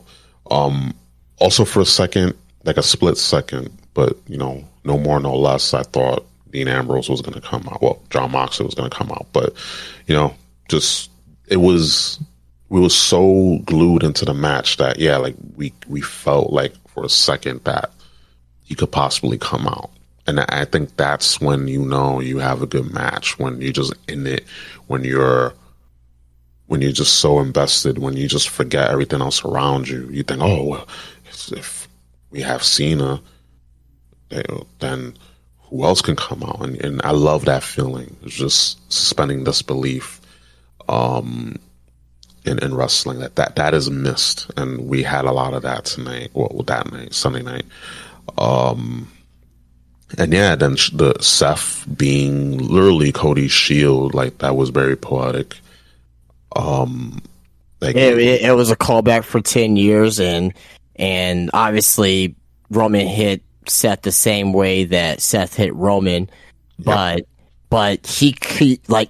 Roman could not let go of what Seth Rollins did to him 10 years ago, that it costed him the title. That is an amazing piece of storytelling. Yep. That again, so Seth Rollins is the one that screwed Roman Reigns in some way, some form. So it's an amazing piece of storytelling. I agree. Justin, let me ask you something. Do you think that could be, like, whenever Roman does come back, that can be like a SummerSlam match, Roman and Seth? I mean, you could do that, or a Mania match. Like just I got something a lot more interesting than that. All right. I think. Go ahead. I'll just say this because we're running short on time. I don't even know if I'll because after this I gotta get off. I think that we may possibly see maybe Survivor Series. We'll see. Maybe we're gonna get Team Rock versus Team Roman. Oh, okay. And I think Team Roman is gonna be the original Bloodline. Okay. So that'll be, Solo, the Usos, and Roman versus the new Bloodline with The Rock. You got Jacob Fatu. You got Tama Tonga. And Lance Anoa'i. Because I think they're trying to get Lance back too in WWE. I think that's the direction that they may end up going, possibly. Interesting. All right. All right, but that's WrestleMania, people. Night 2 was, clearly the better night. Just hands down. Probably top 5 Mania for me. Oh yeah, definitely. What would you grade Night 2 if you had to give it like a letter grade or whatever? I'll do a number grade out of 10. With everything that happened, it's a strong 9 out of 10 for me. Same. Yeah, I'll give it a 9 out of 10. What about you, Rube? Yeah, 9.5. Just the terms of build up and a lot of the matches on night 2 were better than the ones on night 1. Like it just felt like, again, tale of two shows, night and day, night 2, night 1. So definitely 9.5 out of 10. And lastly, favorite match and least favorite match. Favorite match, the main event. Yeah, I think that's probably gonna be. I think if you say like Sammy and Gunther's like the better wrestling match, of course, right? But I think the main event definitely so. Least favorite, I'm probably the Usos. Yeah, I'm gonna go with that. The main event was everything you wanted it to be and needed it to be. And the Usos match was just bad, just bad bad. Rube, what about you? Actually I love the main event, for the reasons I stated. Just, the fact that, Cody got to finish the story. But I'm going with the tag match. I'm going with Saturday's main event just because it led up to night 2, led up to the main event for WrestleMania Sunday. Okay. And all that. And then my worst match, definitely Usos. But actually, I got to go against the grain here. It's just the easier choice to pick, right? But I'm going to go with Mysterio, that match with Mysterio and Co. with Dominic and Santos. Like I'm gonna go with that match. It's just like I get why they needed to all be on the card, and I love all those guys and girls, but it just felt just like a schmoz.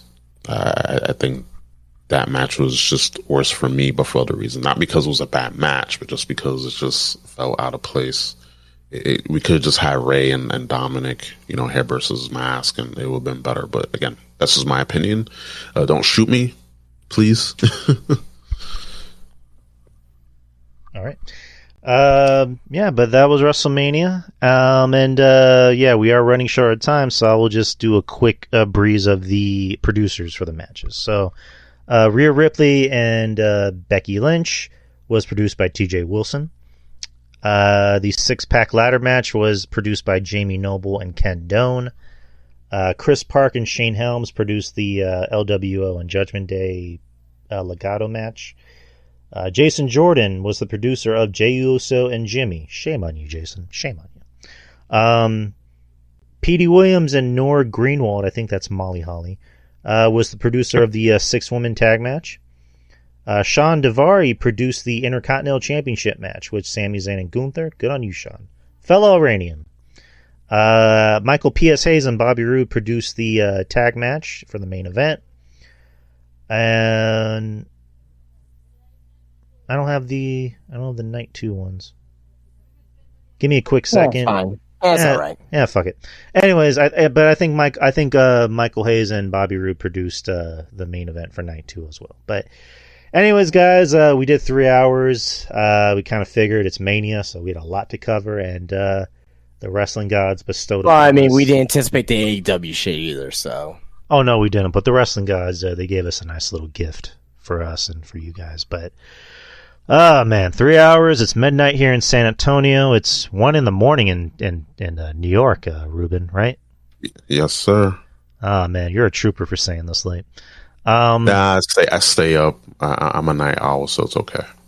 And yeah, just sorry we couldn't get RJ on. Still having some audio problems with Discord, but hopefully we can get him on in the future. But as always, I want to thank Mr. Justin for Spotmaster Tees for being my tag team partner in crime. Yeah, absolutely. It's always been fun, for sure. And Mr. Ruben Prime for joining us for a second week. And again, just staying on for the wee hours of the night. Thank you, Rube. Oh, of course, anytime. We had to do it. It's WrestleMania. So, and the wrestling gods gave us something. Yeah. You know. The gift that keeps on giving. Thank you, Tony Khan. Thank you. Thank you, Tony Khan. Thank you, Tony Khan, for your incompetence. No. Yeah, just, you know where to find me, Twitter, Twitter X, I still call it Twitter. Who gives a fuck? Instagram, just anywhere. Just type in Drew Yari, you can find me.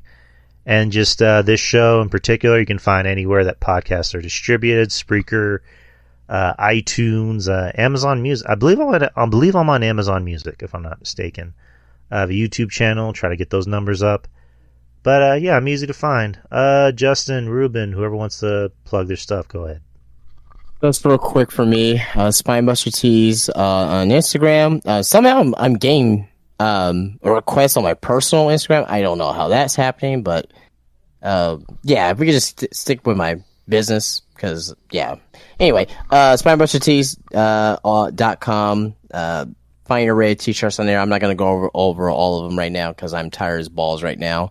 Come visit me at Spinebuster Tees at the Wonderland of the Americas in San Antonio, Texas, a physical location where we have everything for your wrestling needs, including action figures, t-shirts, Funko Pops, trading cards, autographs, vintage magazines. I have a ton of stuff there for you guys to check out. So Spinebuster Tees on Instagram, SpinebusterTees.com, and Spinebuster Tees at the Wonderland of the Americas little shops in San Antonio, Texas. Real good. Sir, you can find me on Twitter, X, at Mr. Ruben Prime. You can also stay tuned, because Culture Attack will be released to the masses very soon. Just got to get all the details ironed out. Now that Mania season's over, we can focus on that, especially at my end. But definitely stay tuned for Culture Attack on the interwebs, on the podcasts, hosting platforms. And I can't wait.